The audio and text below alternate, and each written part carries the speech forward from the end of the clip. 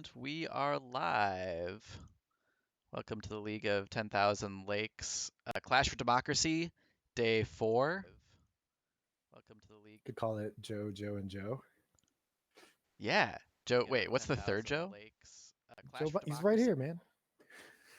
Right on your screen. Oh, I'm sorry. Yeah, I was looking at my other screen. I was like trying to set up my stream manager still. Yeah, it is Joe, Joe, and Joe. Wow, this is amazing. We are just getting into the scouting phase for the first game against Little Meat Gang. And should be an exciting one. Last night, we had some really great games, some really great plays and comebacks from League of 10,000 Lakes. And tonight, hopefully, will also offer a lot of excitement. And I've got Joe Downing casting with me tonight. Hi, everybody. So, what are you looking forward to seeing tonight, Joe? Just I'm looking to watch a lot of people who are better at League of Legends than I am. Enjoy some, from my perspective, some high quality, high skill play. Yeah, I just enjoy watching these people make plays that I know that I'm not capable of. Yeah, I mean, seeing what everyone can do, and especially when they've, played a warm-up game together and they all kind of know each other pretty well and are all on the same page and are really like all locked in and kind of like dedicated to, um, really playing try hard, playing some of their best champions. It really like Mhm. unlocks some things that even if you play with them regularly in normals or even in ranked, that maybe you don't necessarily see. Yeah, definitely. Yeah, I mean everything about the Clash experience, right? Like the scouting, getting a chance just to talk about oh, we know these things about like our friends, what they play. These are the good matchups. These are the tough matchups. Like, what do we think the other team's going to do? Just like the kind of the ability to think about the game at a bit of a higher level, because you're not just playing some one-off game that's random with like people who don't know each other. So like whatever the team composition is some it's just whatever your opponents chose. Like no, this is something where everybody playing in the game has put some coordinated effort into their strategy, so you get to just kind of talk about things at a higher level without watching the elite of the elite, the very best in the world, playing on like the world stage, which of course you get a chance to do that there too. But this is a much more accessible way of kind of doing the same sort of thing.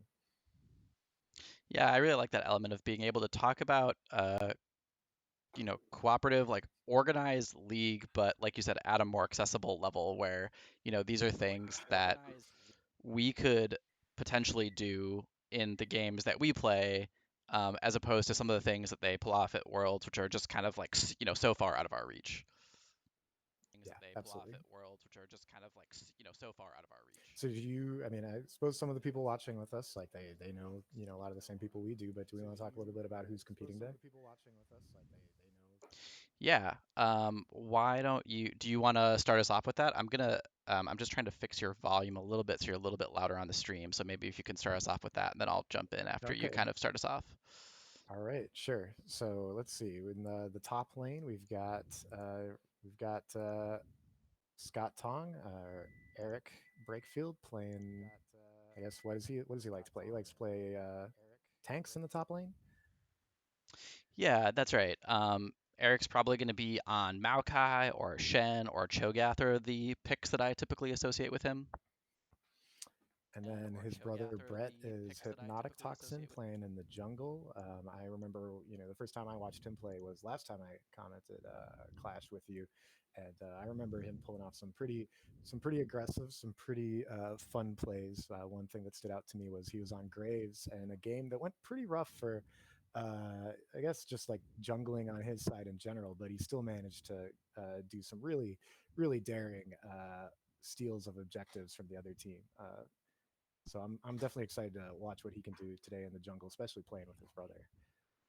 Yeah, they have played together a lot, and so that top jungle synergy can be really important, especially for securing the Rift Herald objective. But looks like we're going to be jumping into the draft here, so we can keep commenting, talking about the players a little bit, but we'll also be keeping you up to date with the draft. Who have we got in the mid lane tonight? Who do we? Do we have? Is this Cole or was Dandelion playing? people like Vel'Koz, and who else does he like to play mid lane? Yeah, I think after Vel'Koz, probably we might see like Lux or Victor coming out of Dandelion. So likes the lasers. It seems like all these people have lasers. That's true. That is a unifying feature. I can't believe we've never talked about that before. Yeah, that's a good observation. Looks like the Yuumi ban's the first one to come out for League of 10,000 Lakes. Yuumi, just a real problem in coordinated play. Her ability to kind of just jack up whatever carry is doing really well in the game. Very frustrating. Shen ban coming out against League of 10,000 Lakes, which, I'd love to see Scott Tong Shen, but he's too good at it, so I understand why they ban it. Is that his top his most skilled top laner, the toughest matchup for the other team? I think so. It's certainly his most played champion, and his Shen ults are really good. His communication around the Shen ults are really good. So, yeah, I mean, if I was going into this knowing I was playing Scott Tong, Shen would definitely be at the top of my ban list. That makes sense to me. Yeah, ability to just show up anywhere at any time is, you know, someone knows what they're doing with it. Really powerful. Yeah, and it just changes the way you have to play the whole game and, how you think about trades all across the map since it can go anywhere. Looks like there's going to be a Jinx ban aimed at Kalo Balalo, who's our AD carry for the night. Kalo Balalo typically on Jinx, Misfortune, Tristana, and looks like there will be a Akali ban, and a Gnar ban coming out for 10k. How do you feel about this Akali ban? Uh, wait, see, our team's banned Akali. Is that right? That's I'm right, a yeah. little fuzzy here. Um, yeah, I mean, I don't like Akali. Yeah, she I've she been killed by enough Akalis. she jumps on you. It sucks. Yeah, and also smoke, especially like you feel like you finally got her, and then she just just disappears, and you're like Yeah, Akali. it's Or you yeah. think you get away, and then she throws that what I don't know, her shuriken type of thing, and she just like come out of nowhere.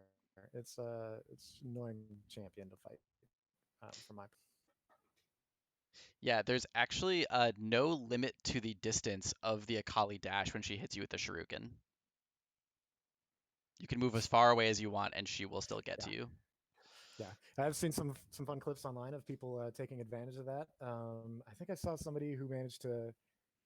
I forget how. Must have been somebody with some sort of global mobility managed to get back to their fountain after the Akali did the dash and just deleted the Akali with the fountain. That was fun because always happy to see Akali die.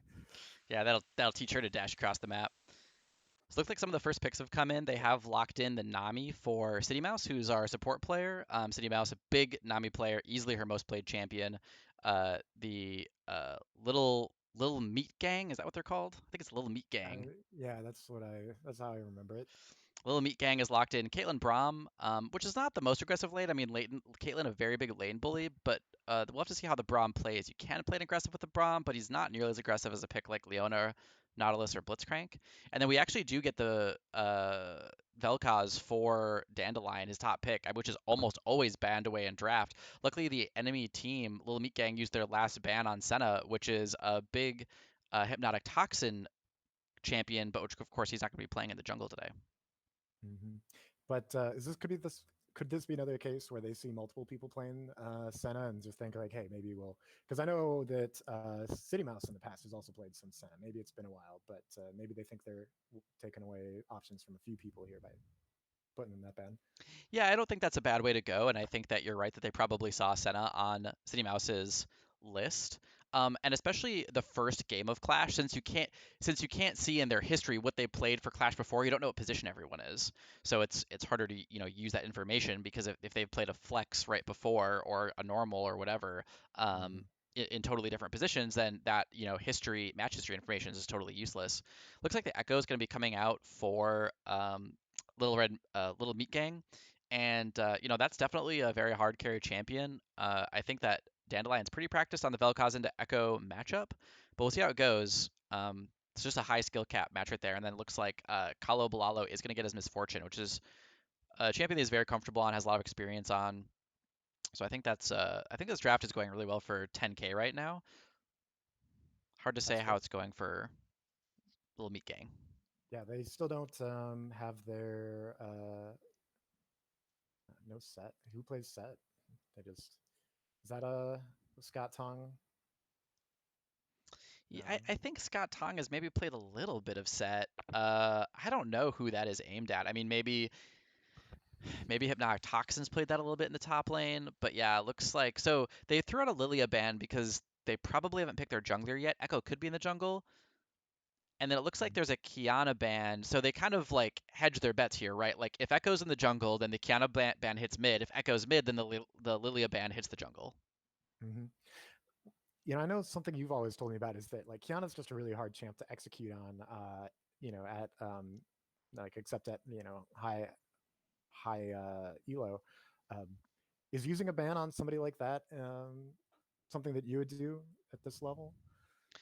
So the thing about champions like Kiana and Lee Sin is that they've got a lot of tricks, and it's true that people at this MMR, this Elo, probably can't do all the tricks. But the thing is, if they know more tricks than you, then they will still kick your ass. Uh, Okay. so even like my old coach Michael, like he would say, he's like a challenger player, so he's like in the top, like 0.5% or something, or maybe even higher than that of Right. league players, and he would say, like compared to, the pros, like I am garbage at Lee Sin, but I still play him because I'm good enough at him for my MMR that Right. like I can do it. Like I know Right. enough Lee Sin tricks more than the average player at my rank that I can outplay them. That makes sense. So let's see. So now we're pretty certain Echo is going to be mid lane because the other team picked Ivern or Ivern. We've got a Riven top lane. I don't know. What do you think of these team compositions now that you've see the kind of the final set? Yeah, well, we'll have a little bit more time to talk about them as they load in. There's going to be a little bit of a delay because of the 3-minute spectator delay. So we'll be talking about the comps, but if you want to grab a snack or a drink or go to the bathroom, this is a good time to do it. Overall, their lanes, yeah, it's interesting. The Riven into Malphite seems pretty okay for us, but the Riven's probably going to have priority a lot and is going to be Mm-hmm. able to shove in. So it might be tough for us to take and control early Rift Heralds unless Dandelion is just really dunking on this Echo. But we are going to switch over to the spectator delay real quick here. The Clash for Democracy donor recipient this night is the Joe Biden and Kamala Harris campaign. Um, Clash for Democracy each night has been donating to an organization that promotes democracy in some way. So one night it was Wikipedia, one night it was the Center for Election Science, last night it was Higher Heights, and then tonight it is the Joe Biden Kamala Harris campaign. Because even if you're not huge fans of them, we hope that you recognize that they are the only valid presidential choice for choosing democracy as opposed to moving towards authoritarianism. Um, the donors so far are donating 50 cents a point right now for League of 10,000 Lakes for every point that they score, which are champion takedowns, um, and Major objectives. towers, major objectives. Yeah, towers destroyed, epic monsters slain, things like that. So please donate, even if you don't want to donate points, just donate a flat amount, and that would be great. But right now, the live game uh, loadouts so that we can talk about these comps a little bit more. And there's about going to be about a minute and 20 seconds on that spectator delay. You want a timer for that. So yeah, what is your experience playing as or against Rivens in the top lane? It's been a long time since I actually played Riven. It seemed like Riven was a lot more popular, around the time that I started playing League of Legends. And then I think that, yeah, she was a pretty meta pick around that time in the competitive scene. But then I think she got some nerfs. This is all stuff that I've heard like secondhand. I'm not a real avid follower of what's going on in the competitive scene, but I believe she got nerfed and like kind of I stopped seeing her in the top lane for quite some time.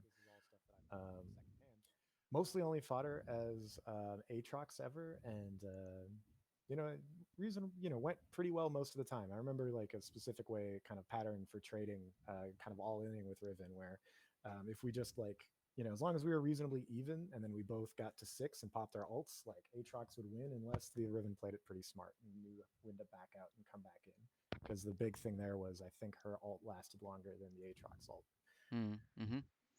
Yeah, she's definitely a very high skill cap champion. I mean, she is kind of like Kiana in that way, actually, where the amount of tricks you can do in animation canceling things that you can pull off with Riven is actually super high. Echo also a very high skill cap champion. The jungler that they're running here, Ivern, is pretty passive. Um, well, not necessarily passive. Ivern is very good at counter jungling. He doesn't do a lot of damage, but he's really good at supporting the damage of his teammates. So it'll be really interesting to see how they're doing that because both Braum and Ivern are incredibly supportive. They're bringing almost zero damage to the table. Uh, the onus is really on Caitlyn, Echo, Riven to bring the damage because the support and the jungler really aren't bringing any of that. One thing I noticed is kind of interesting here is that, especially, I mean, both teams, their top player by rank is the jungler. We got a couple gold 2 players here. Hmm. One thing that's definitely interesting is that you notice on the card for the other team, the Iverns, in the jungle, an aggressive jungler with high kill participation, but as you're saying, more of a supportive champion. Not you said somewhat passive, but really more of a counter jungling champion rather than an aggressive like ganking champion. Yeah, so I think I misspoke when I said passive because Ivern's ganks actually are quite good. I think when I said passive, what I meant was low damage. Mm-hmm. So yeah, he's a low damage champion, but a good at counter jungling and actually quite good at ganking and counter ganking. So So his idea here is he's going to show up and then hold the laners in place and then count on either the Riven or the Caitlyn or the Echo to really, they're going to have to do it, do the damage themselves, but Ivern's going to facilitate for him. yeah, exactly. Ivern not bringing any damage himself, but able to CC the enemy laners and also give a shield to his allies. So that's kind of how he functions. And then once he has his ult, Daisy brings a ton of CC to the game as well.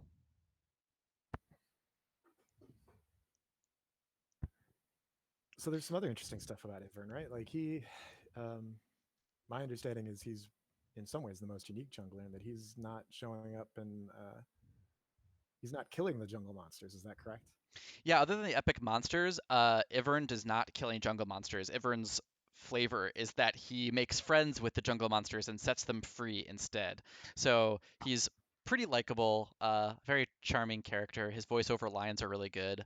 Um, and that's part of what makes his counter jungling so strong is that when he smites a camp, he is able to instantly clear it.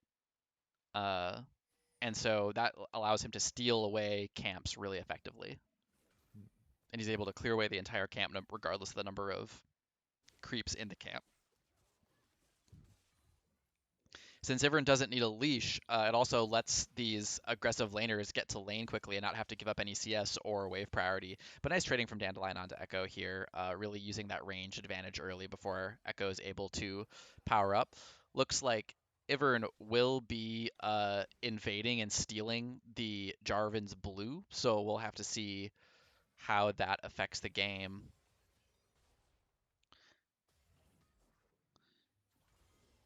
Yeah, so as you can see, Ivern started the friendship process with his own red buff, um, but it takes time for the friendship to be ready. So he has to kind of walk around making friends, giving up HP and mana to do so, and then he can come and collect the camp later like this.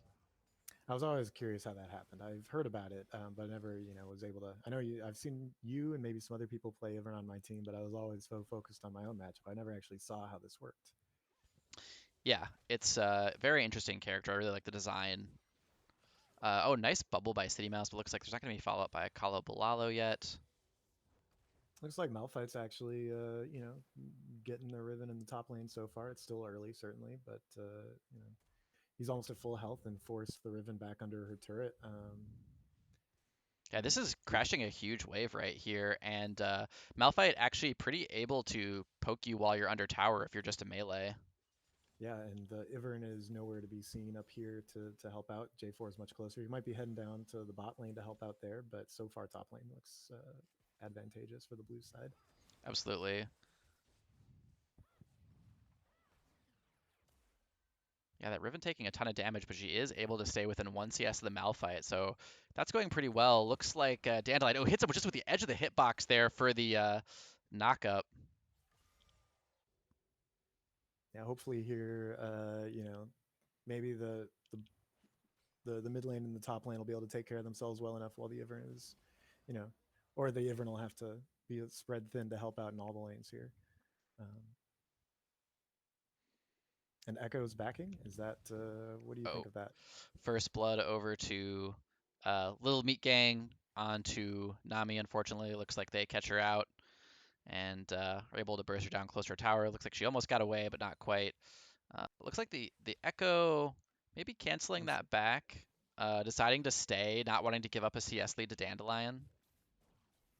He's quite low, and Vel'Koz, a ton of range and is running the corrupting potion, so he's got the mana in order to really Ivern's going harass top the lane, looks Echo. like, maybe? Yeah, we'll see if they're able to get a gank off onto Scott Tong here. The Riven is so low, though. I mean, it seems like even with the yeah, here comes the shield from the Ivern onto the Riven. The Q from Malphite's not quite going to be able to enough. Here comes the Ivern auto attacks. They don't do very much damage. I don't think it's going to be enough. But they are able to force Scott Tong out of lane and get his flash.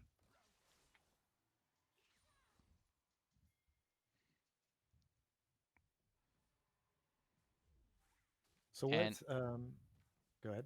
here's the teleport coming in from Scott Tong in order to stop them from getting plates and to not miss too much CS. So I see the J4 is fairly close. I guess he's just taking care of, he's pretty low there. So I guess that's explanation for why I wasn't able to help out there, and also just having other responsibilities, being a little bit further away. Did they just blow some flashes down in the bot lane now? Those might have been, based on the timer, I'm guessing those were flashes blown during the fight where they killed City Mouse. That makes sense.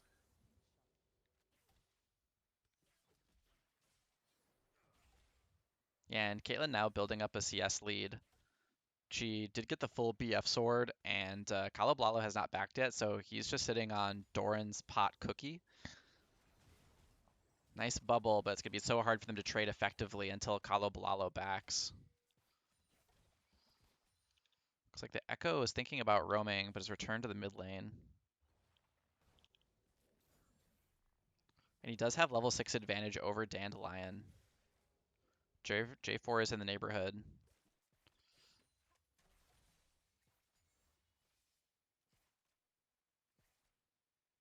Yeah, just the harass coming out of the Caitlyn, just so much range, able to throw out those autos and do so much damage. That being said, Miss Fortune has a much better team fight alt than Caitlyn, so once Yeah, we get to the just got team to keep fight it close. phase, yeah, she'll be able to help um, do a lot more than the Caitlyn as long as the Caitlyn's not too fed.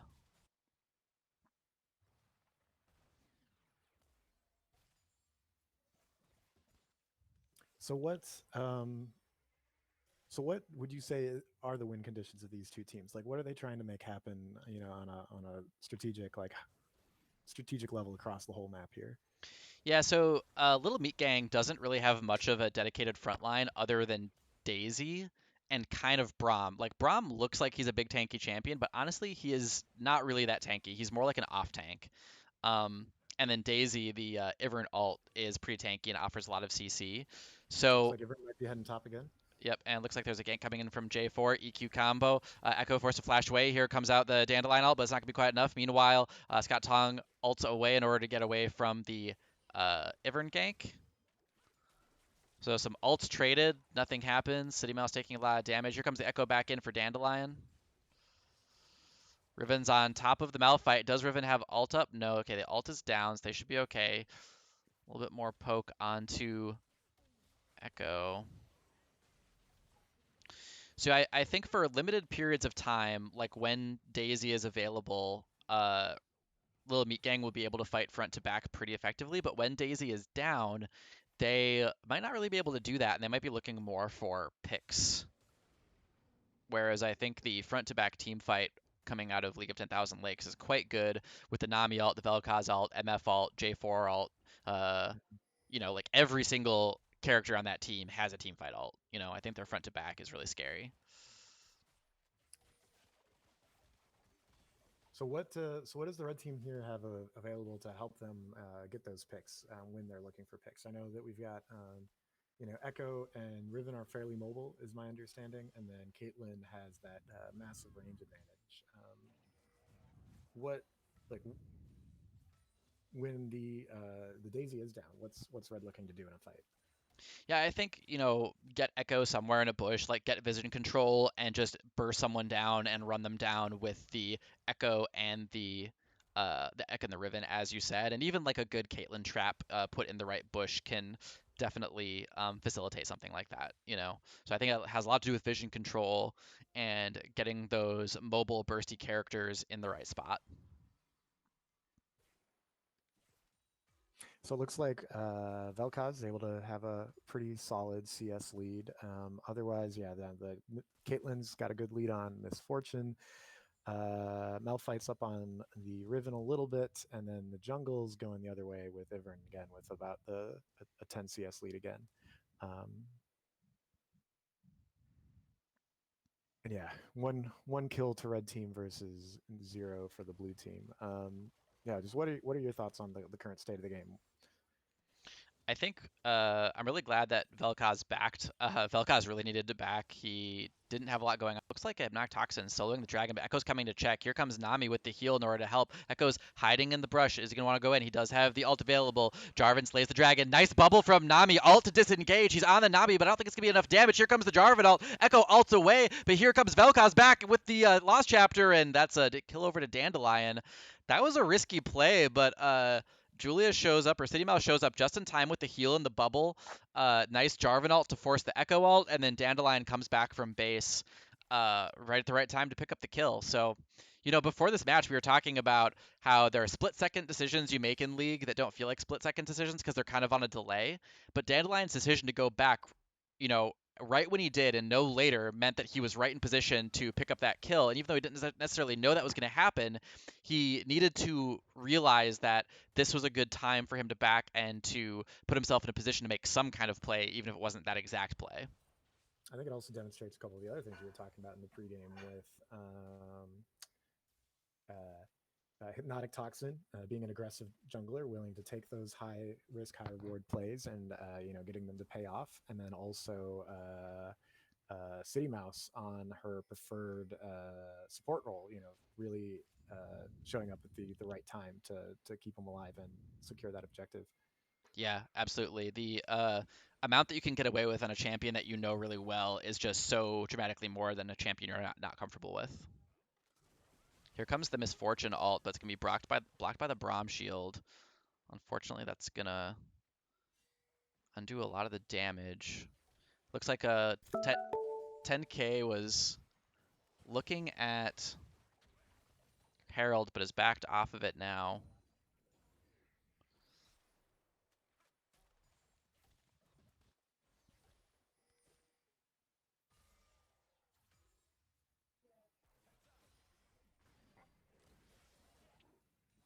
Nice trades by Dandelion on to Echo. Echo does have his ult, of course. He's going to have to blow it to get outside the Vel'Koz ult. Still might not be enough. The Vel'Koz is stunned within the Echo W. Echo flashes forward, and the E is going to be enough. But are the minion damage going to be enough? Oh, yes, Dandelion with the return kill. Echo not respecting those minions. Looks like J4 does have a control ward here and might be looking to create a gank. His ult is up. Let's see if they can make something happen. Nami ult is also up. They just need to bait them in. Here comes EQ combo. Here comes the Cataclysm and the Nami ult on top of that. Kalablalo's ult is down from the last fight, but this Braum is going to have to flash away, and it looks like the heal was blown off of the Caitlyn as well. So 2 summoner spells for a couple ults from 10k, which I think is all right. Yeah, I think that's all right. I mean, the ult cooldowns are a lot lower. Yeah, maybe even less than that. But I think so. But you do have to play with the respect of knowing your ult is down. Oh, Malphite ult just bursting that Riven down completely. Yeah. Ivern was close, but that Malphite just gets in there so fast. Yeah, the unstoppable alt just so hard to react to, even as the person who it's happening to, not to mention someone who's trying to show up to help.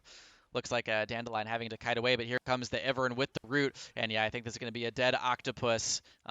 Unfortunately, Ivern just in the right spot. Looks like Jarvan's counter jungling and looking for a return gank on the bot lane since he know that they blew some summoner spells.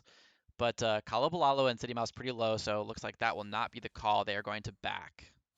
Yeah, and Ivern was also, just kind of following his footsteps. Looks like he could actually be in trouble here if he doesn't respect that both of these are in the position. Yeah, I think that's smart to just, you know, slow down the echo and get out. Looks like, oh man, A nice flash away, but here comes the Caitlyn ult from so far away. Yeah, I mean, not great in team fights, but it's certainly good in that situation. that just seems like too much range.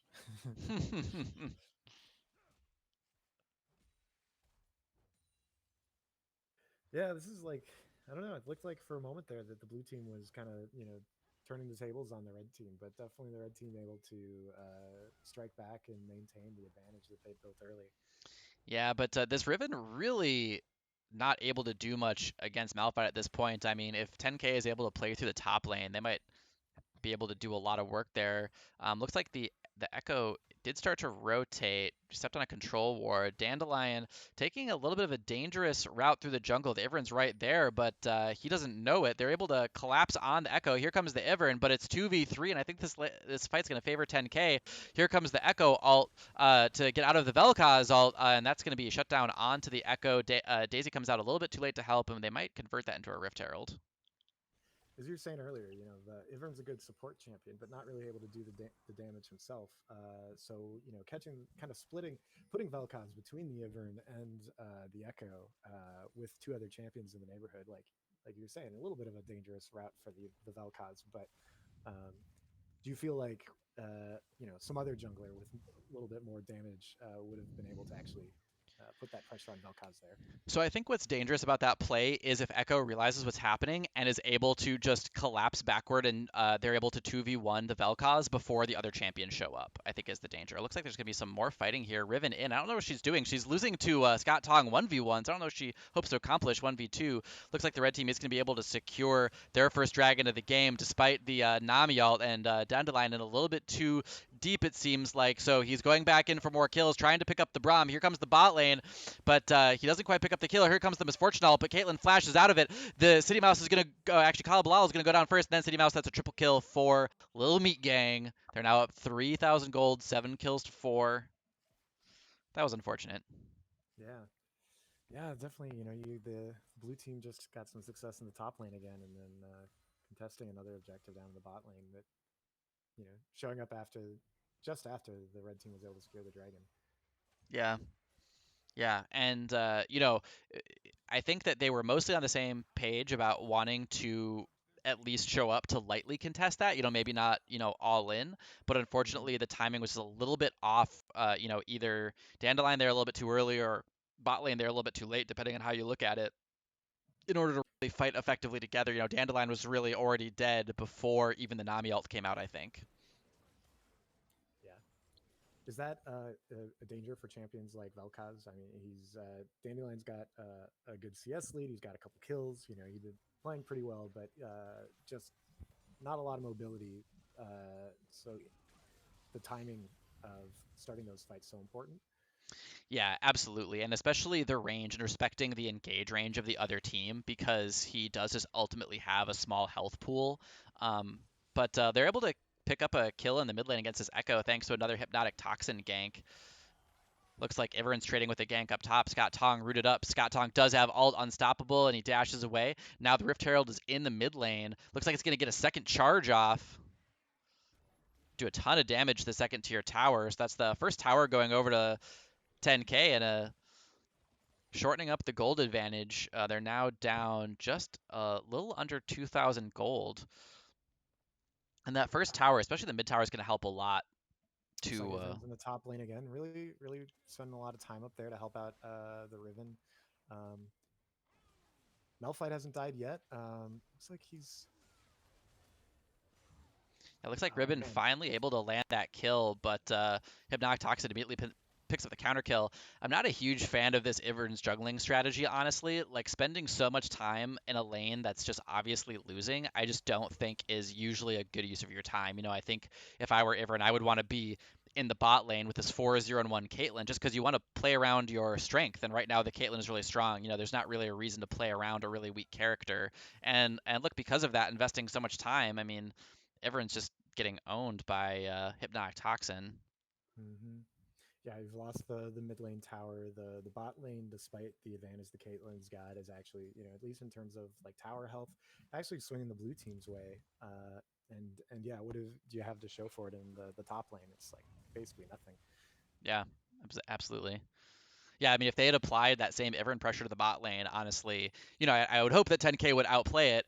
But, if let's say they're able to get a double kill in the bot lane with Caitlyn there, I mean, that's a dead bot tower in favor of Little Meat Gang. You know what I mean? Whereas, Yeah, yeah, like they, absolutely. they, they commit so much to trying to help this Riven who's down. And yeah, like you said, just get nothing out of it. Mhm. Looks like bot lane might be forced out of lane here at this point, though, so they might actually pick up that first tower for Little Meat Gang, but we'll see what happens.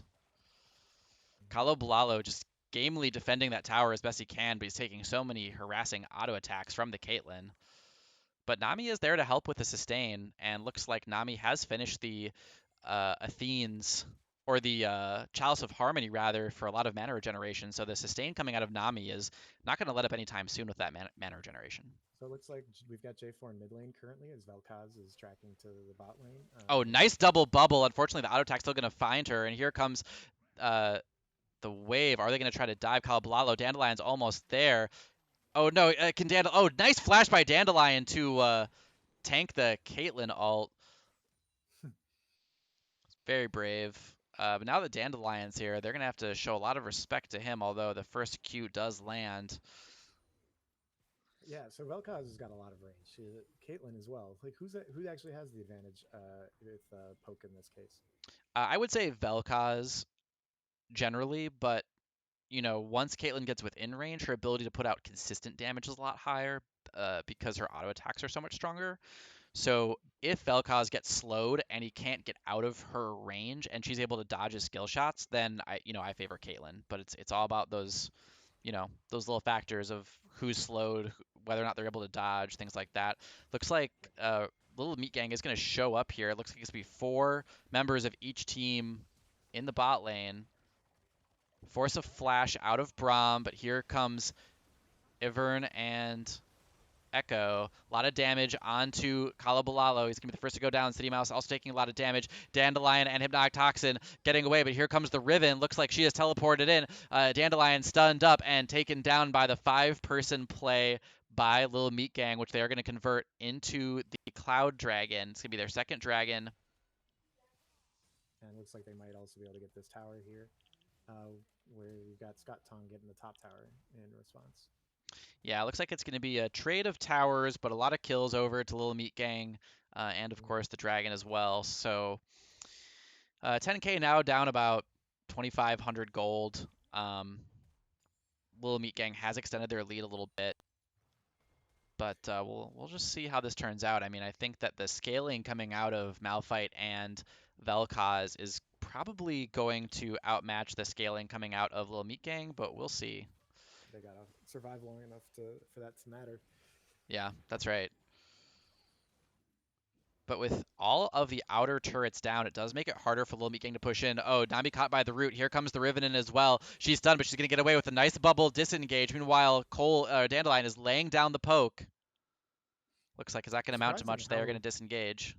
how it seems like the red team is just tanky enough that it seems like they should be taking more damage in these trades when they get caught by Vel'Koz for a rotation of his abilities, but still holding strong. Yeah, the Little Meat Gang has a lot of conditional shields. Like Echo has a shield associated with his W. Riven has a shield associated with her dash. There's an Ivern shield. The Braum dash gives you more resistances, I believe. So they have a lot of, and there's the Braum shield. So they have like a lot of conditional kind of cooldown based tankiness. So in an extended fight, you're going to see them be very resilient for the first part of the fight, and then that's going to drop off pretty severely if the fight goes on for a long period of time. That makes a lot of sense.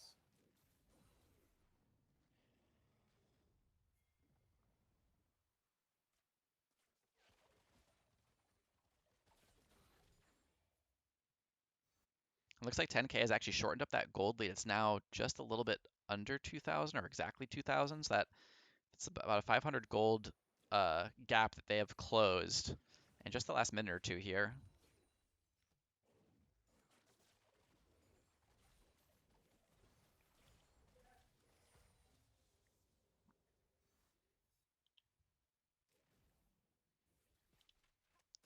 Looks like they will be pushing in on this tower, but here come all of the members. Oh, looks like Scott Tong is in. Here comes the Dandelion out doing so much damage. Robinson can be the first to go down. The Cobbler comes out, but it doesn't do enough. Here comes the Nami out for disengage. The Echo is on top of one of our champions. I can't tell who.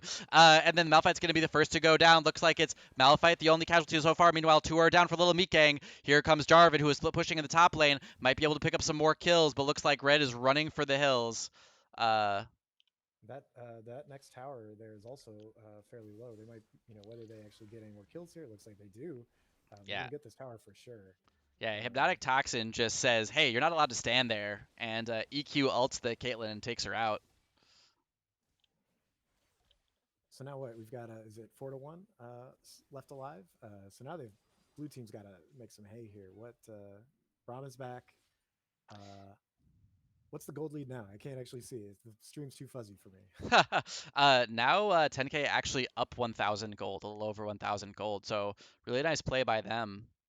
They were able to really turn that around, and Hypnotic Toxin getting pretty big. Has quietly just become 4-1-1 with a small CS lead over Ivern, and then Yeah, Cole 6-4-2. So a lot of damage coming out of that top triangle also with Malphite. So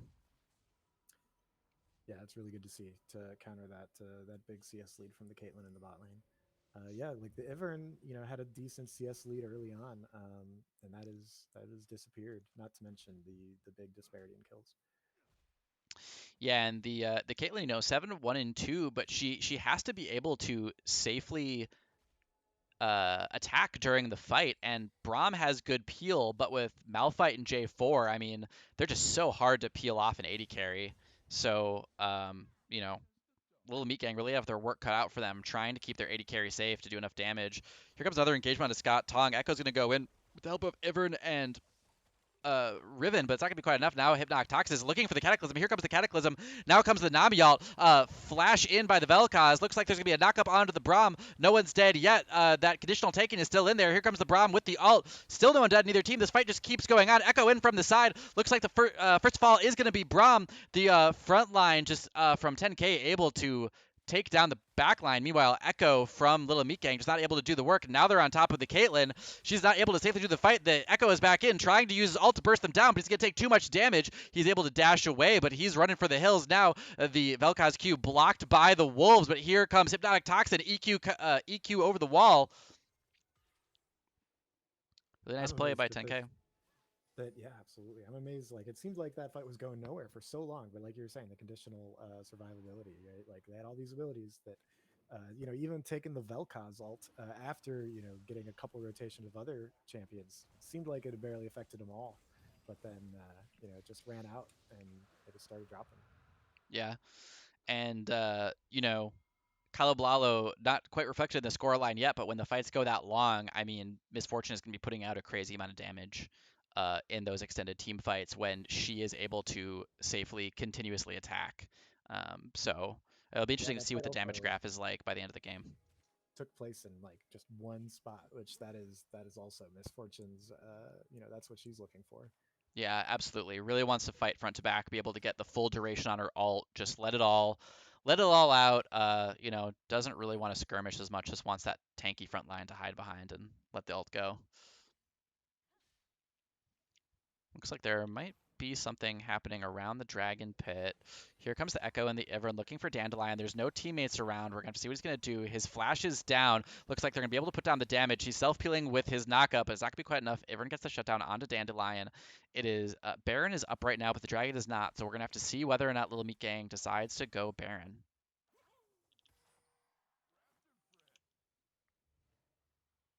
Looks like they were able to control the Scuttle Crab in the Baron Pit.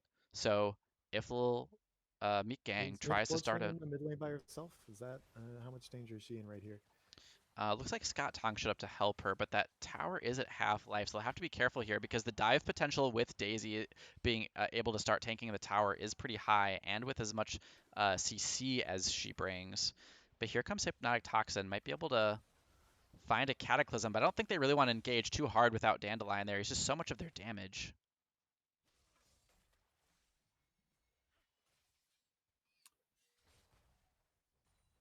So it looks like the Echo is setting up just offset a little bit. No, head into the Dragon Pit. Yeah, I mean, the Dragon's still not up for 3 minutes, so I'm not sure quite what trying to do here. Looks like there might Are be. they catching that bot wave before it hits the turret? Yeah, I mean, Riven is doing that, but they don't really need three of them to do that. So it looks like that's just they just wanted to reset, and that's the side they decided to go to. But yes, 10K already clearing out that vision that they established, and Scott Tong back in the top lane. 174 CS. He has the third most CS in the game after Caitlyn and Dandelion. That's a big rock right there. Yeah. Oh man. I'm jealous. I've never been able to do that in the top lane. Doesn't matter who I am. Yeah, keeping up the mid to late game CS is really tricky sometimes. Here comes Hypnotic Toxin, forcing out the Echo ult with the Cataclysm, but Echo is going to go back onto City Mouse. The damage is going to come out, but it's not enough for City Mouse. Here comes the Dandelion. It's going to melt through Braum. Braum and Echo are dead, and now what does Little Meat Gang have left to throw out at them? Ivern is low already, and Scott Tong has Flash ult potentially. Ivern and Caitlyn might be dead, and they don't know it. If Scott Tong Flash ults them under tower, they may just die instantly. Hypnotic Toxin stepping on a Caitlyn trap and taking an auto attack, but Flash ult from Scott Tong. Here comes the damage. Scott Tong is slaying the Caitlyn, and looks like they won't be able to pick up the Riven as well. But yeah, Caitlyn, dead woman walking and didn't even know it. Like you said, that's a big rock.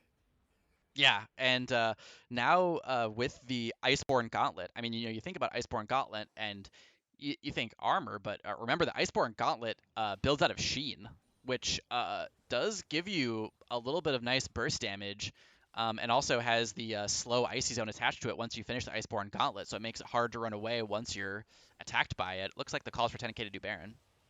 And you don't need a huge amount of burst damage to take care of Caitlyn, even a fed Caitlyn. That's right. Yeah, her health pool, still remains relatively small. Looks like Caitlyn, not interested in a stopwatch or building any part of a Guardian Angel. She is on Zeal right now, maybe thinking of trying to get a rapid fire cannon to try and keep the frontliners at bay. But at this point, I think she needs either to respect the engage with either a QSS or a Guardian Angel, because J4 and the Rock are coming. Looks like in the chat log here, the red team's calling for Dragon pretty heavily. How long until it spawns? Dragon's gonna be up in 33 seconds here. Yeah. So that's looks like the blue team had plenty of time to back after the Baron and contest that if that's what red team's going to move for. What would you do here? You have Baron buff. There's an objective coming up that's important. You just won a couple fights. the play that they're making is a play I love. You don't need to push mid because the supers are already pushing it. So you four-person push bot and said Malphite top with teleport because he can come into the fight if you need him. I think this play is great. Yeah, here comes the teleport from Malphite. They're going to force a fight before the dragon. Think they're looking for an engage from Hypnotic Toxin. Here comes a big Cataclysm. The Caitlyn's able to flash ult, but here comes the flash ult engage from Malphite onto the Caitlyn backline. Looks like no one has died yet. Dandelion flashes over the wall. Caitlyn has gone down. Looks like Hypnotic Toxin trying to fight Riven and Echo, but it's not quite working. Scott Tong taking a ton of damage from Riven and Braum. And actually 3 from 10K to go down, just 2 for the Little Meat Gang. So yeah, the execution on that fight just doesn't quite work out for 10K. A bunch of Baron buffs lost, but looks like Hypnotic Toxin's back in, not quite able to finish off the Braum. The Ivern shield comes out, and they're able to shut him down, but then the Dandelion gets the counter kill onto the Braum, is able to finish him off. Looks like Malphite is teleporting into the base. Or no, Dandelion's teleporting into the base, has the Baron buff, is just trying to get these Nexus towers. Ivern's back. Here comes Caitlyn. She's respawned. Is Dandelion going to be able to get away? Looks like he's just going to kite around, try to get this Nexus tower so they have an open Nexus. Waves. That is an interesting play. Waves crashing top and bot. And definitely buying a lot of time here. Yeah, League of 10,000 Lakes converging on this dragon. There is a ward Looks like City Mouse is going to sweep it out. They have City Mouse has great vision score every game. She's really on top of it. Looks like everyone's going to find them and they're going to respect it because they don't have the vision on the rest of the teams. They don't know who's going to show up other than they saw Echo in the mid lane. Here come Malphite and J4 to contest this dragon. But it is going to be a little while until we can see a Vel'Koz. That's right. Here comes the ult from Scott Tong onto the Ivern. Kaloblalo laying down the damage. Here comes the Nami wave, but it's going to force him to run back towards his base. And the shutdown onto the Ivern means that the little Meat Gang is not going to have smite for this. Nice, easy third dragon for 10k. Yeah, that was definitely a daring play by Dandelion to target the Nexus. Seems to have definitely paid off for the blue team. Yeah, they were forced to clear the super minions in the mid lane, clear the minions in all the other lanes, and only Ivern was really able to show up to the dragon early, and that just led to a really easy pick for 10k. Dandelion now coming up the mid lane, just the fastest way to either go top or bot, depending on what's needed. I'm not sure how Little Meat Gang looks to initiate a fight here, maybe with a flank off the Echo, but 10k does have this ward right here, so they will see any flanks coming. And this is the problem with oh, here comes Hypnotic Toxin over the wall. It's got Tong with the follow-up. Dandelion's able to lay down the ult, but the Riven is on top of him. Looks like he's going to be able to kite away. Currently no deaths, but the first one to go down is Scott Tong. Will they be able to follow up with the damage? Hypnotic Toxin is back in. Kaloblalo trying to lay down the damage, but the Riven is able to use that shield. City Mouse goes down. That's 4 for 0 in favor of Little Meat Gang, and Dandelion's going to be the last to fall. Baron's not up, but that is the ace. The waves are pushed in. What is Little Meat Gang going to be able to do with this? That conditional survivability is really incredible. You know, it seems like you get caught, and yeah, like the Braum on the verge of death, but just so hard to finish him off once the team is aware of who the vulnerable champion is. Yeah, and Riven now, I'm not sure exactly when these items came through, but Death Dance and Black Cleaver, huge amount of cooldown reduction, which means that conditional tankiness isn't quite as conditional as it used to be. Able to proc that shield quite often. Looks like this is the first up. We've got Nami's back up, Malphite's coming back up soon. Both of them up? Yeah, that's right. And the Baron's not up for another minute. It looks like Little Meat Gang is going to make the call to walk away from this inhibitor. They don't want to risk taking it with the rest of 10k coming up, which I think is a totally fair call. I would have loved to see them overextend and get aced, but I think that's a smart play. Yeah, especially no Nexus towers, right? Like they can't afford to give blue that much initiative for even a minute. Yeah, that's right. If 10k had left a single ward there and they get aced, Scott Tong just TPs to the ward and it's game over.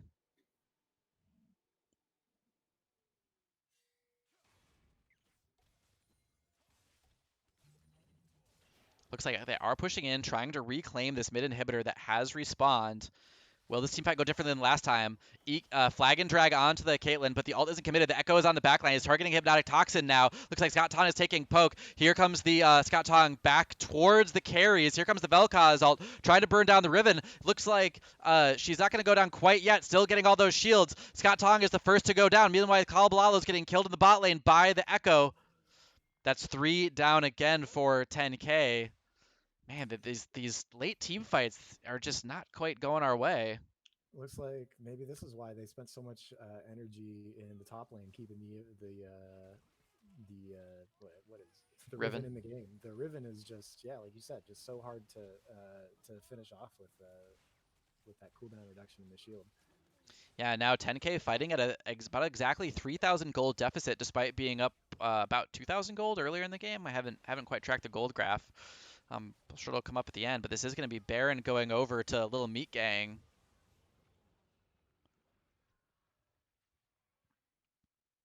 Now it looks like they're going to push the top lane as 5.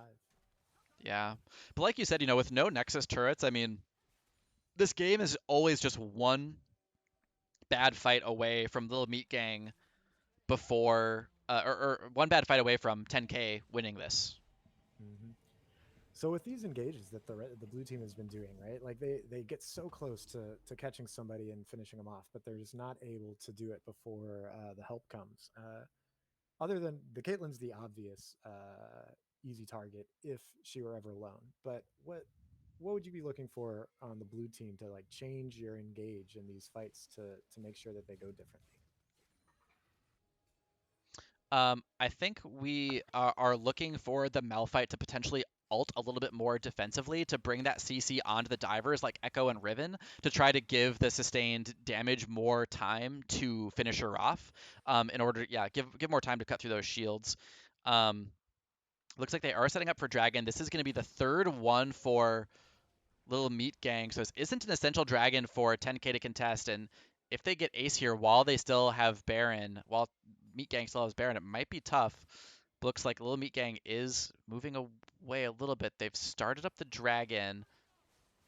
So if you're the blue team, do you contest this not so much, or like you stay in the vicinities to watch if red team makes a mistake, not so much to actually contest, but just like look for an opportunity to make something happen? Yeah, absolutely. I think that unless you're making a much better play on the other side of the map, you always want to at least show up, or if you're so far behind that you can't even dare show your face, I think you want to show up to the dragon and at least see what they're doing, and maybe if they have a sloppy back or if they, decide to, get off of it and fight you instead, and then you can kind of like kite away from them while they're tanking the dragon. You don't want to just let that completely go free. But here comes the push with the Baron buff into the mid lane. The exposed inhibitor, Kalabalalo is not here. They're going to need to delay this until Kalabalalo is able to show up. He might be able to use his ult to clear the wave.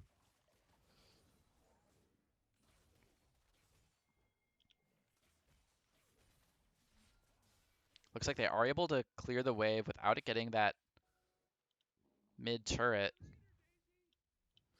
Yeah, Riven now with 3 finished items and the stopwatch. So speaking of conditional tankiness, that ability to just go golden and go into stasis for a while, not receive damage, can be really strong when she wants to. Oh, Here comes Malphite's the really Braum, fucked Ever, over. and Riven dive, but here comes the Nami out for the peel. The Malphite is out on top of the Caitlyn trying to do the damage, but the Echo and the Riven are on the backline. City Mouse is going to be the first to fall. Defensive Jarvan ult to try to help the Squishies, but he's going to have to flash out. That's 3 dead for 10k, and they're just not able to make these late game team fights work, unfortunately. Hypnotic Toxin's going to be the next to go down, and only Kalabalalo is up. He does have, or no, his ult is down, so he can't even clear this wave. Looks like they're going to have to concede this inhibitor, probably the mid inhibitor as well.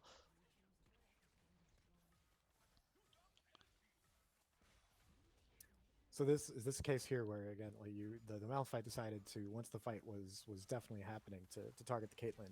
You'd have, yeah, obviously, it's hard to know in the moment what exactly is going to happen. He doesn't have the same vision that we do, but you'd be looking more to have the Malphite protect the damage dealers in the back rather than chase the Caitlyn.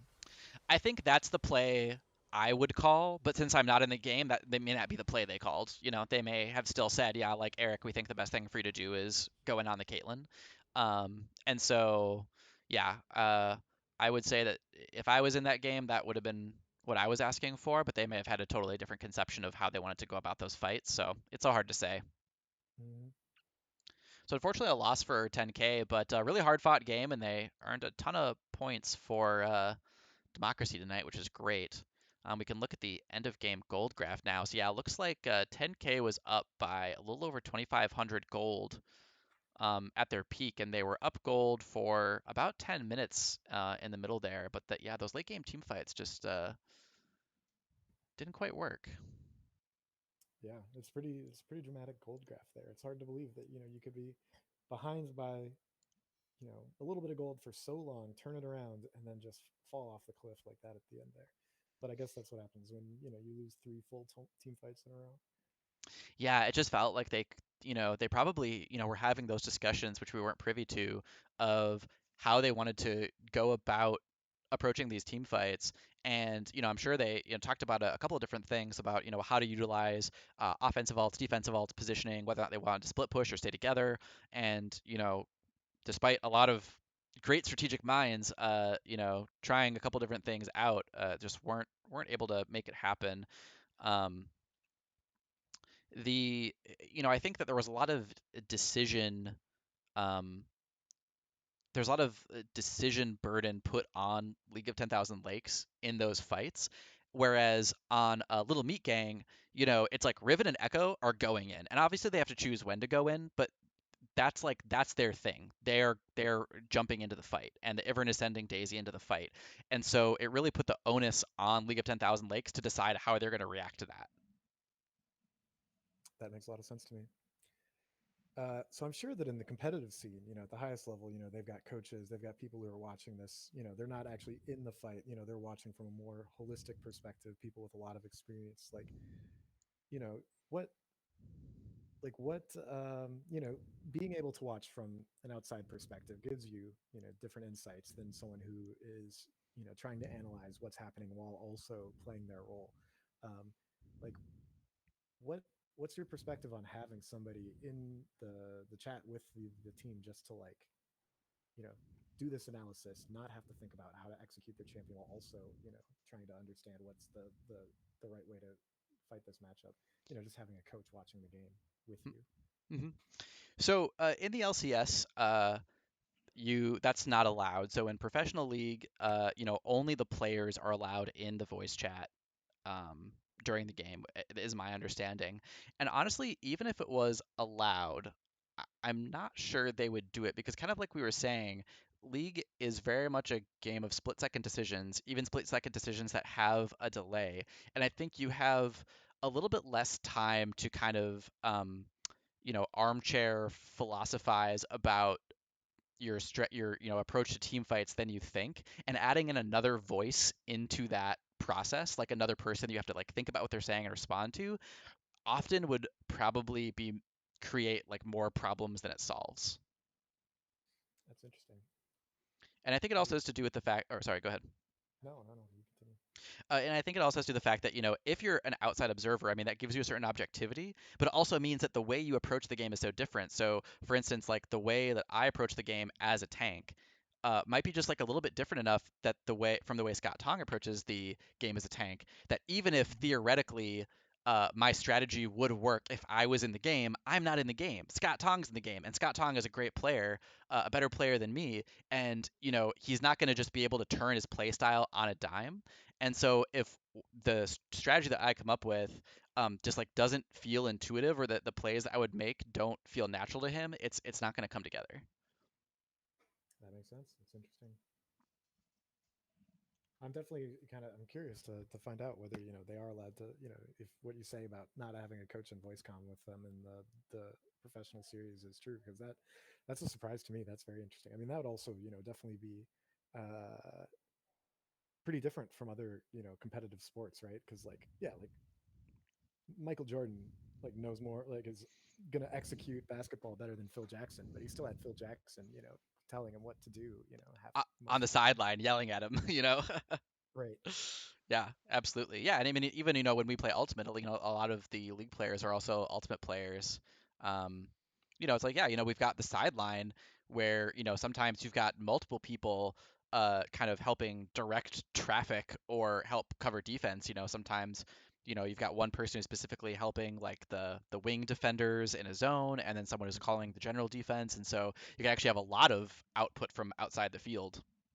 Right. And especially, yeah, that definitely, you can have a lot of people watching specific things. I mean, that reminds me of football, right? Like, how many people do they have on a coaching staff on football, right? Like, they've got people coaching like everything down to like how do the linemen use their hands to try to counter what the other team is doing. Like, there's coaches for every single position, and maybe like you don't have someone who's trying to direct everything that the team is doing. Ultimately the responsibility does fall on the players in the game, and they know what's going to work for them better than anyone else. But like, sometimes just catching one small thing that is hard to to notice in the middle of a fight. Someone who their whole job is like, what happens when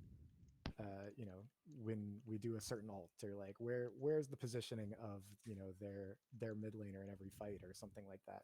Maybe they catch something that makes a difference.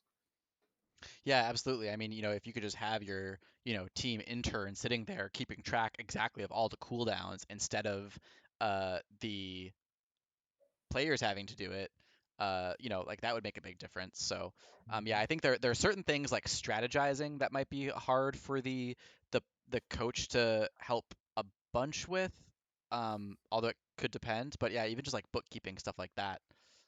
Um, would probably help a lot. So we're back to the get to know Joe page. At least that's what I'm seeing. Yeah, that's right. Yeah. Looks like 10K still waiting for their next opponent. The other game taking a little bit longer, which is pretty surprising given that their game was 40 minutes, which is already a pretty healthy length for a game. Definitely a lot of back and forth in that one until the very end. Yeah, so I'm not sure why this other one is taking longer. I guess just two very evenly matched opponents. I mean, it might also potentially indicate that the next two teams don't quite know how to close out a game uh, if it's going super long. So that might be good news for 10K.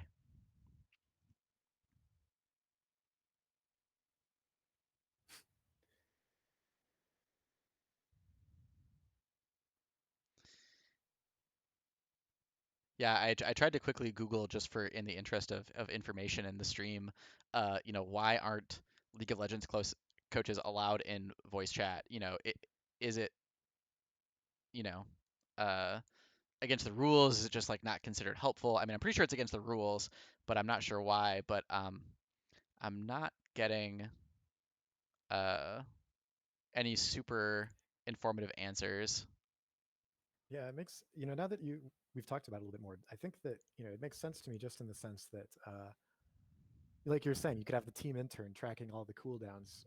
You could have somebody watching. There's so much complexity to League of Legends, so many things to track. Like, in football or in basketball, right? Like the players don't get better, if they, do things well early in the game, right? Like kind of the number of possibilities as the game progresses don't get larger, right? Like the players are effectively the same people at the start and at the end of the game. Whereas in Ultimate, you've got, you could have staff, you could have some one person watching every single player on both teams, watching what their build is, watching how much gold they have, watching their positioning, watching what their cooldowns are. And I could imagine they just don't want to incentivize that at all, right? Like not every team is going to want to afford to have a staff of 20 to track every single little piece of detail that the other team is doing. Um, and just ban them all, so you don't even, there is no slippery slope of like you have one person watching who has flash up, and then you have, so then another team responds by seeing like when do people buy their items and so forth. And then suddenly you've got like someone running like an artificial intelligence who's like analyzing players to see which direction they dodge more predominantly. Right. Yeah, and I wonder if part of it too has to do with the kind of more self-made aspect of League. That it's like an average League player is so much closer to a pro than probably any other sport in terms of so on the one hand like physicality for something like basketball, but on the other hand even something like equipment for something expensive like I don't know, fencing or I don't know, but like all sports have expensive equipment associated with them, or number of players you need to kind of play like a quote unquote real game, like football. There's kinds of all these different sports have some pretty substantial barriers to entry that League doesn't necessarily have in the same way. And so, in a certain way, it's a more yeah, kind of like self-made sport. And I wonder if they part of it is they want to preserve that feeling where the difference between our friends playing together and a pro team playing together, like obviously there's, an incredible difference in terms of skill, but it's not like the pro team has that, artificial intelligence analyzing dodge patterns. It's just their five players in a game against five other players, just like we're playing right now. Yeah, definitely, that makes a lot of sense to me. Still waiting. Yeah. Good to hop back to the score lines here, talk about builds a little bit maybe. Yeah, I was kind of down on that Caitlyn for never building a Guardian Angel. Looks like she eventually did build Stopwatch, so I think that was a good build choice given how much the Malphite was targeting her. I like the J4 build here. I noticed that he went Cinder Hulk into Black Cleaver, which, given how well he was doing in the early game, gave him access to some nice damage, but still kept him fundamentally quite tanky. And then the Dead Man's Plate, still kind of in that category where the passive, helps for chasing people down and dealing a little bit of extra damage, but obviously gives a ton of tank stats, and then finally finishing off with the Gargoyle Stone Play at the end, just kind of give that pure tankiness to try to just stay alive during those incredibly long fights once the initial burst of damage has been dealt out to try kind of just go into full tank mode with the Gargoyle Stone Plate active.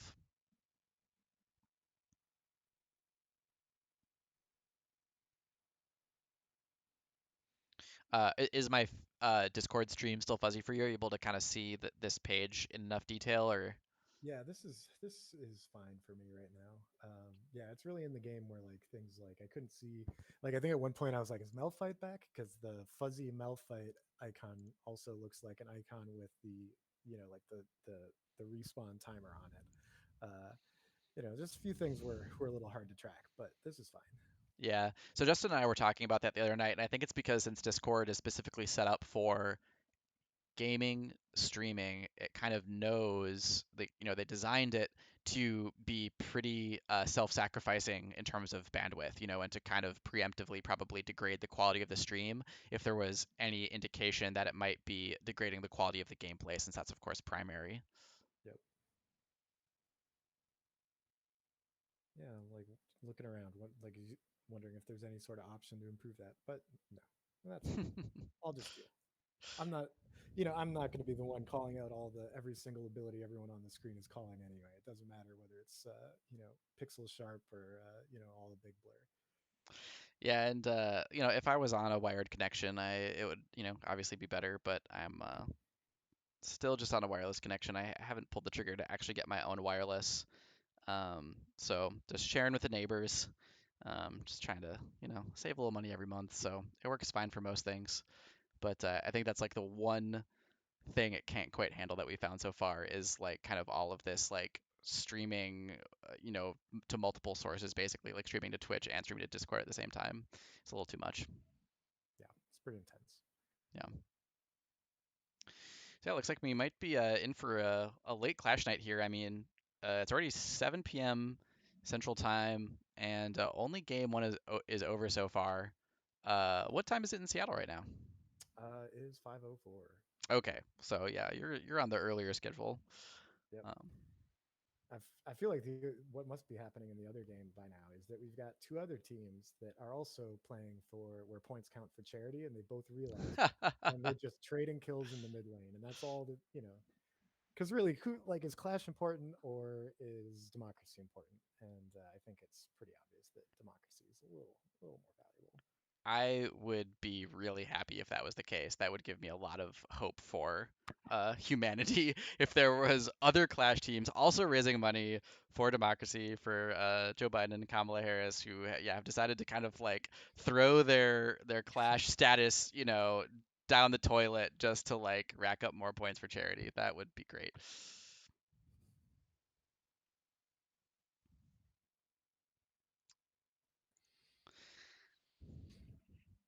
So you've talked a little bit about the Joe Biden and Kamala Harris campaign and running raising money for them. I would hope that pretty much everyone is pretty familiar with who these people are. But would you want to talk about some of the other things that you've raised money for people who are watching your stream for the first time?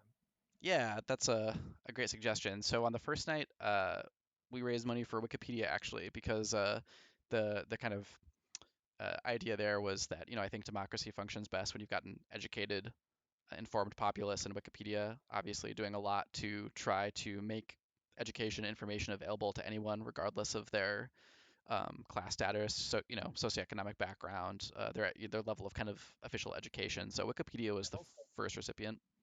and also democratizing, kind of the recording of history and determining like what is important information, right? Instead of just like having big publishers and things like that be the ones who are compiling all this information. Wikipedia, obviously there's some degree of bureaucracy and politics internal to Wikipedia itself, but in theory, anybody can go out and make things that are important to them recorded by history. Yeah, absolutely. Um, That's a really great point. I hadn't actually thought about. I was thinking most of the education part, but yeah, it's like the structure of Wikipedia is itself democratic, you know. Um, so that was the first organization for the first Saturday night last weekend, And then the next weekend or the next day, the Sunday, was actually the Center for Election Science, which is an organization, lobby group that does has a really great website, which I recommend everyone look at. Centerforelectionscience.org, I believe, or maybe it's just electionscience.org. But if you Google it, you'll find it. And they promote approval voting, which is an alternative to plurality voting. So if you don't know, plurality voting is what we have now, and there are some proposed alternatives to plurality voting because plurality voting is shit, which probably anyone who's ever liked an independent candidate uh, knows why it's shit, or even just wish that an independent candidate could run that they would like. Um, so a commonly proposed alternative to this is ranked choice voting, which it's better than plurality voting. Ranked choice voting has a lot of advantages over plurality voting, but one of the things I don't like about it is that it's actually pretty complicated. It's like hard to understand the actual mechanism by which a decision is made within ranked choice voting. And so, what electionscience.org, or the Center for Election Science, is promoting is something called approval voting, which is very similar to what we have now, except approval voting means you can say yes to as many candidates as you want. You don't have to vote for just one. And this erases a lot of problems because this means you can vote for third-party candidates without worrying about, you know, your vote going to waste or splitting the vote. But another thing I really like about it is it's easy to implement because logistically it's very similar to what we already have. So a lot of the machines could be adjusted to allow us to switch over to approval voting fairly easily. And it's also very easy to understand. You don't need to have a deep understanding of a kind of complicated mathematical system to understand the outcome of an approval vote. It's still just based on whoever gets the most votes wins. It's just that you can vote for multiple people. And so just with the wide diversity of people in our country, not everyone is an expert in systems reasoning, and not everyone needs to understand the complexities of ranked choice voting, and I don't think they should have to comprehend how an election works. That sounds great to me. I'm really glad you're raising money for that and talking about it because, yeah, I'm definitely a supporter of, I'm happy to see more jurisdictions go to ranked choice voting. And I, like you, agree that it's better than kind of the typical status quo. But yeah, you know, it is hard to understand what's going to happen, and like coming up with easier to understand but also more equitable methods of holding elections is something that really I approve of really highly. I think that's a really valuable thing to do. Yeah, and the other thing I like about it is it gives you really interesting information that you can use, I think, as kind of a politician too, or a policymaker, or someone who's thinking about getting into politics. Because ranked choice voting, trying to assess like how close was second place, it's kind of like unclear what that means because the system is so complicated. Whereas or maybe like third or fourth place even. But with approval voting, like let's say in the Democratic primaries, for instance, we had approval voting. And so everyone, had the complete freedom to vote for Elizabeth Warren if they wanted, but they also could have voted for Joe Biden. So they don't have to waste their vote voting for Elizabeth Warren if they worry that she's like not electable, or whatever. They can just vote for both of them. And what's really interesting about that is it creates a situation where you can still have Joe Biden win, but you can see, oh, Elizabeth Warren, even though, she got 80% approval, but Joe Biden got 90%. So Elizabeth Warren or someone like her could easily run again because she was very close to winning the primary. Or you might see, oh, actually, Elizabeth Warren, even with the complete freedom to vote for her, she only got 30% approval. So, maybe those ideas don't actually have the broad appeal that we think they do, and it's hard to even know, like, to garner that kind of information because of the strategic voting that people are forced to engage in plurality voting. We have no idea how far someone like Elizabeth Warren or Bernie Sanders could have gone in terms of broad-based appeal because a lot of people were forced to take strategic votes instead because they worried about, how other people would perceive those ideas.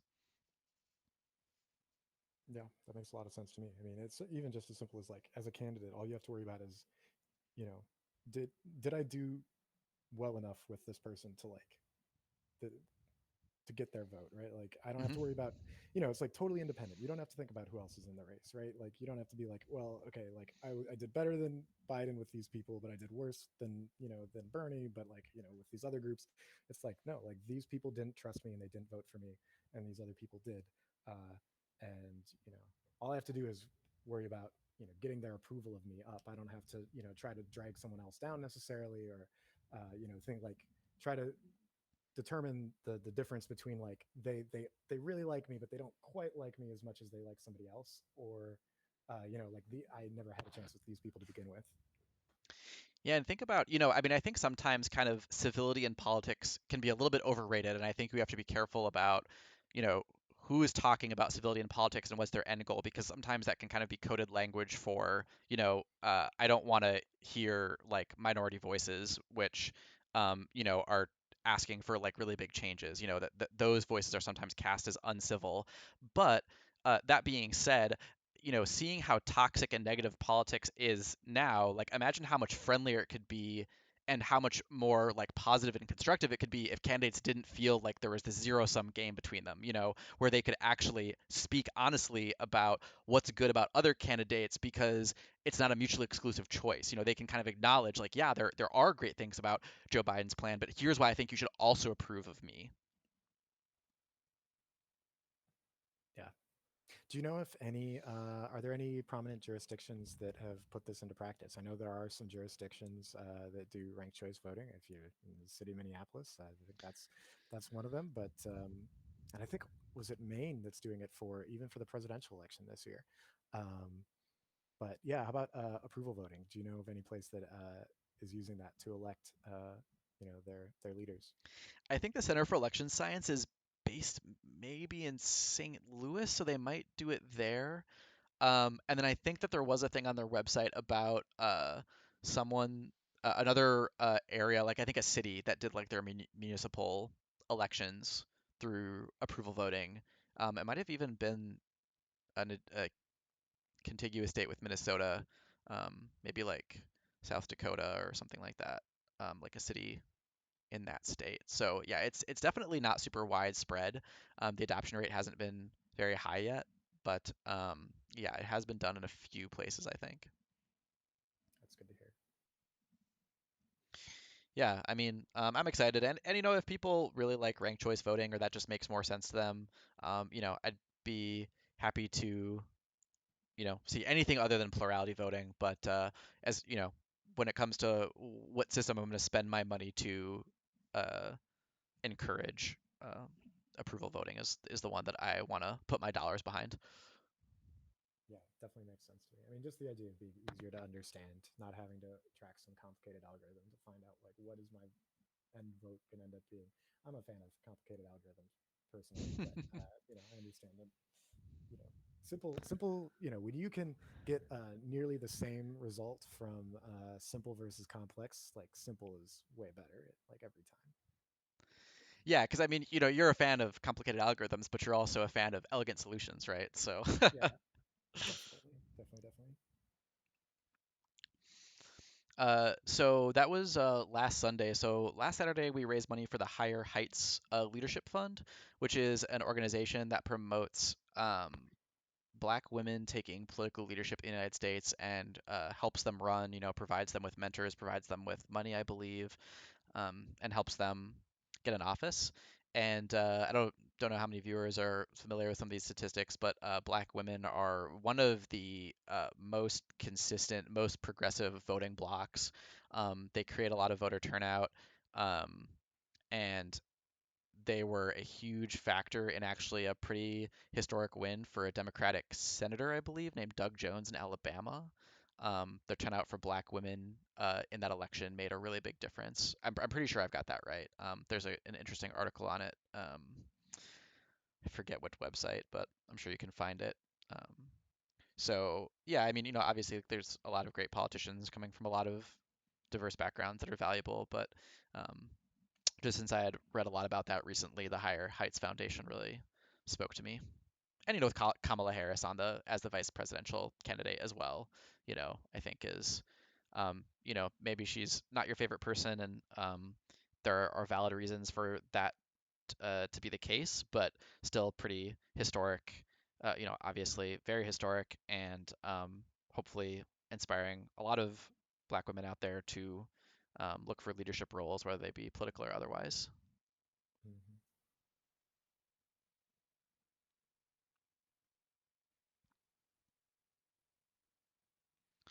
So I have messaged Cole to ask them kind of what they think is going on because the wait here seems substantial. Um, Yeah, I'm telling you, that's that other team. They're just racking up the points. they're in a 75-minute game with 100 kills apiece, and the donors are losing their minds. They're calling their banks, looking for emergency second mortgages to try to pay off the crazy donation they're gonna have to make to the Biden and Harris campaign tonight.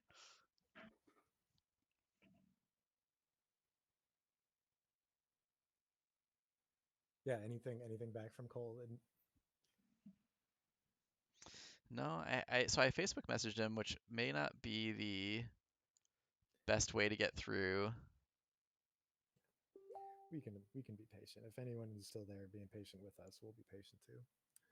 Yeah, Um, it okay, so he has gotten back to me. It looks like there has been a forfeit for the mhm. second round, which is really unfortunate. I didn't want to caster curse it by bringing up the possibility of a forfeit, but it did happen last night. But the thing is that uh, it was kind of a similar situation tonight. We were waiting for a long time, and I said, "Oh, I bet the other team forfeited." Uh, and it hadn't actually happened yet, but literally like 2 seconds after I said that, we saw the notification come up on the team's Discord stream. The other team has withdrawn from the tournament, and so I really felt bad about that. The caster curse. So I didn't say it tonight, but it looks like that is what has happened. I guess at this point that really shouldn't be a surprise. This is too much. So much less. So much more of a disappointment than racking up the points for charity. But what can we do about it? Yeah, so there's actually an interesting couple of factors that might have been contributing to the forfeits because you've played in Clash and I've played in a couple clashes and we've never seen a forfeit before this ever. Mm-hmm. And there have been forfeits, I think 3 out of the 4 or maybe 4 out of the 4 days that Clash has happened for this World's Championship. Um, and a couple things are different. I'm interested to hear what you think, but there's a couple of things that I've noticed. The first is that these games are 4 rounds, or these clashes Mm-hmm. are 4 rounds instead of 3. Yep. So there is some theorizing that, people don't want to stay in once they're already down one because there isn't enough differentiation or perceived differentiation, you know, between maybe the like The two 1-3 and flips. 0-4 or 2-2 and 1-3 prize payout for it to be worth it for them to stay in. Right. Yeah. That makes some sense to me for sure. I mean, like 4 games is such a long time to commit to to these tournaments, and it can be like great fun, but especially you get off to a poor start early on. I don't know. Yeah, losing kind of a slog of a game right away, and then being like, oh, we have to do this for another 3 hours. I could definitely see people being turned off by that. Yeah, and I think, I mean, yeah, like I didn't even know it was 4 rounds until we had started casting the first day. And when I found out it was 4 rounds, I was supposed to play yesterday, and I contacted one of the players and I was like, I don't want to do 4 rounds. That is too much for me. Like I don't like playing that many games in a row at that level of intensity for so many hours. It's just like a little too much. And so I was like, listen, can you find me a sub? Like I'll cast, but like I do not want to play for 4 games in a row. This is too much. So I also wonder if some players maybe didn't realize until they were in the tournament that it was 4 rounds, and then they were kind of like, oh, actually, like I don't have the time or energy for this. Yeah, yeah, that would definitely make sense to me. Are these? Do you have any other factors that you think might be coming into play? You mentioned there were a few things, but mainly just like the differentiation between kind of showing up or like yeah 1 and 3 versus 0 and 4 or 2 and 2 and 1 and 3 isn't enough, and then also just like people might not have known what they're getting themselves into until they had already started. So Does here's that the make? Go ahead. yeah.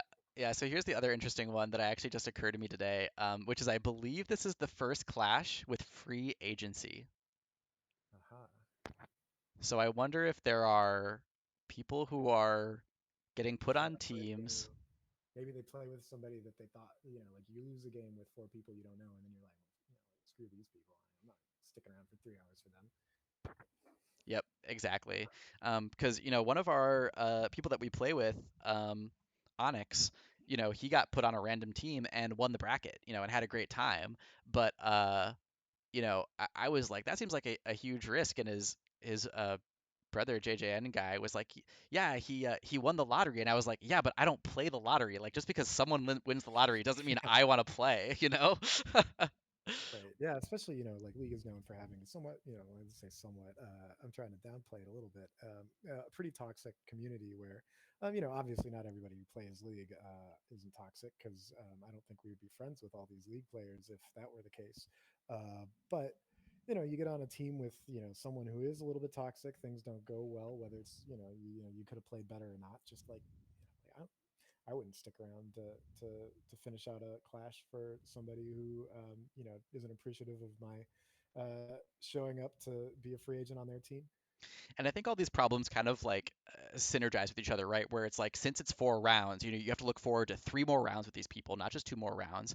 And then with the lack of kind of transparency about the prize pool, it also means that it's the rewards for sticking it out are unclear. So you're like, well, screw this. I'm just going to drop out and just get the rewards that I get, because it's like not clear to me that this is going to be worth the frustration of continuing to play with these players, even if maybe they're not that bad. Maybe if it's just a little bit annoying, Right.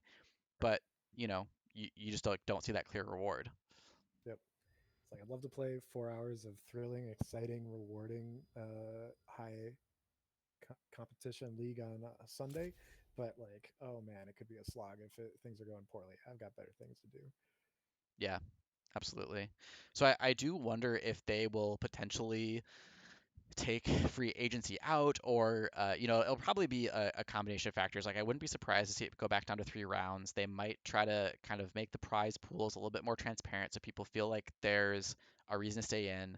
They might start uh, taking away prizes from people who forfeit. Just Right. those people might not get any prize at all. Um, and then they might try to do something about free agency, to try to make that system um, a little bit more effective, or just take it away and just say, hey, if you can't find 4 people who like you well enough to play league with you, then maybe you should, you can just play ranked, just Yep. play solo queue. Yep. Yeah. I hope that they do. I hope they do some of those more positive aspects. They don't just, I mean, pen, don't just penalize people who forfeit. Like, yeah, I mean, I get that, you don't want to be necessarily incentivizing people to be forfeit and then still get some sort of reward. But uh, yeah, I hope they, help out the people that are, you know, take the sportsmanship well enough to make the tournament a positive experience for everyone. Yeah, absolutely. I think, it's definitely new. I mean, a Clash just started this year. So they're probably, still working out the kinks. I mean, the first Clash didn't even go off. They had to cancel it because the system wasn't really ready for it. I don't think we were entered in that Clash. I think the first Clash we entered in, it kind of all just went fine. But, yeah, it's new, and in a lot of ways, just like props to Riot for trying this massive experiment. I mean, this has kind of, I think, been a dream for so many league players to play in this kind of tournament where you really get that feeling of playing consistent fives, even more so than ranked flex, and getting the information you need to actually make informed bans. I think this mode is really great. There's like so many great things about it that some of the growing pains, there's growing pains to making anything new. So um, I think it's unfortunate, but overall, I think Clash has been really great.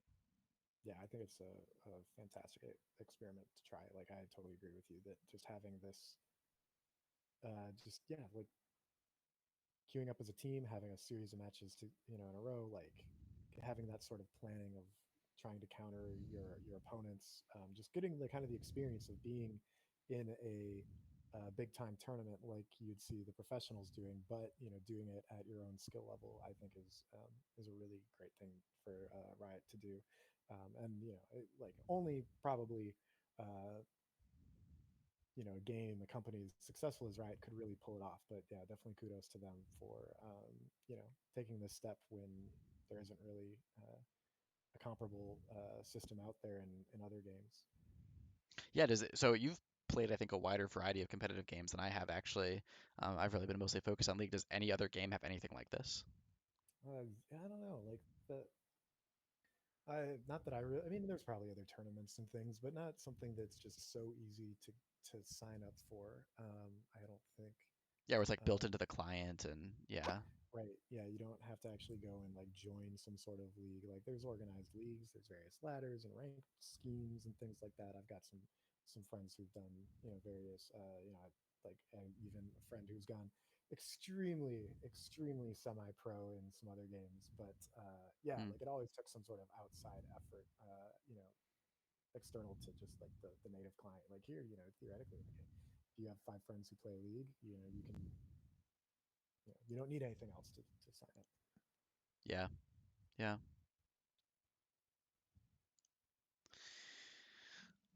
All right, yeah, and I think we might it might be at this point okay to just go on a short stream break. I can throw up a little note on the stream just saying, "Hey, we'll be back soon." Do you remember about what time that first game ended?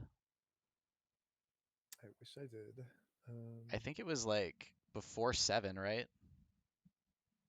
I mean, it's 5:28, so certainly that's true. But Yeah, so sorry, before 5 p.m. Seattle time. yeah, no, I think yeah, we've been sitting here waiting for a while, so that seems realistic to me. So let's assume that the other team is roughly 30 minutes into their second game. So I'd say we should probably, well, there's a scouting and draft phase too, so maybe like 25. So maybe let's say we'll be back in 10 or 15 minutes, and I'll put up a note on the stream to that effect, and then we'll just kind of check back in and see where we're at. That sounds good to me. Cool. All right, we will be back. I am gonna mute the stream, but I'll put up this beautiful note so that everyone knows it's happening, and we will see you on a little bit.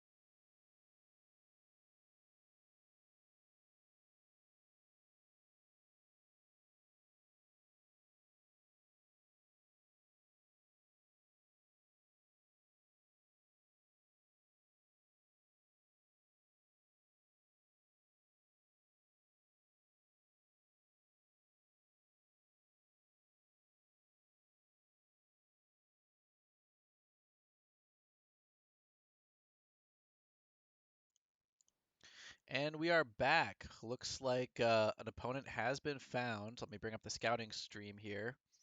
We are back. And looks like we will be up against the Duh Brothers.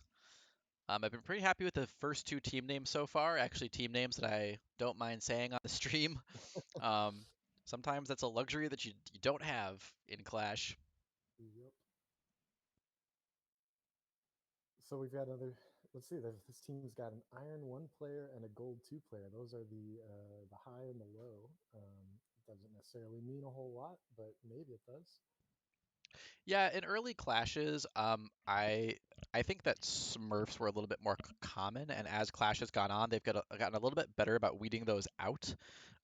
So yeah, I think that the ranks mean a little bit more than they did in the first two clashes, but still, there can definitely be some fuzziness there, even without intentional deception. You can have someone who just has not happened to play a lot of ranked this season and has improved a lot in normals, and so their MMR is just, notably higher than what their official ranked MMR is. Or maybe you have somebody who's like mechanically good but just really dumb, and then the other four people on their team are just telling them exactly what to do, and they look amazing because of it. Yeah, absolutely. I mean, macro is absolutely like a really different skill set than winning lane and micro, and I can see a lot of people being hard stuck in iron or bronze who actually have pretty decent lane mechanics, but are just so bad at rotations around the map that they lose games because of that. So I think that's absolutely a possibility. You said it a much more diplomatic or generous way than me. Well, I think that I'm kind of the reverse of that in some ways, where my mechanics aren't that great, but my macro is actually quite good for my MMR. So I can actually, if you let me play like some dumb top lane tank like Maokai, who just like doesn't need a lot of CS to be effective and doesn't really need to win lane, um, you know, that allows me to then kind of like not pay as much attention to my lane and actually like shot call the rest of the game pretty effectively. So I think that my MMR in a 5 is actually um, higher than my solo queue MMR would indicate. That makes sense. All right, what's the ungenerous way to describe that? Oh man. I'm bad at the game and I need to tell other people what to do in order to win. Uh, So yeah, it looks like there'll be about 2 minutes left in the scouting phase. I want to throw out this random non sequitur which you can pick up later. Uh, I've been watching The Emperor's New Groove. Hey, did you ever watch that movie? I have not. It's one that I know I've wanted to watch for a long time because I believe that's one of my sister's favorite movies. She's always been a big champion of that movie. I just never got around to it. It's really interesting when you look at it in comparison to other Disney movies, and then specifically with reference to Looney Tunes. It feels like The Emperor's New Groove draws so many more inspirations from Looney Tunes than other Disney movies. There's just like a lot of meta humor, a lot of like visual and physical gags. I don't know. We could talk about it more later, probably off the stream, but it's actually like really, really interesting. And I sent my sister a message to ask because she's like a huge Disney buff. And I was like, is there any other Disney movie that has as much of an clear influence from Chuck Jones and Looney Tunes as this movie? Because it's just like, I don't know. This is the content that I need. Like deep dive critical analysis of like late '90s and early 2000s Disney movies. Um, Yeah.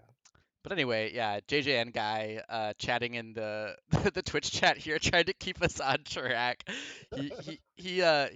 Says he's looking for Rammus, Lux, and Aphelios bans. Yeah, the 63% win rate on the Gold 2 Rammus over 228 games. That's a pretty scary stat line. I'm glad we've got Justin backseat analyzing. That's really valuable. Yeah, doing our job for us so we can go off on unrelated tangents.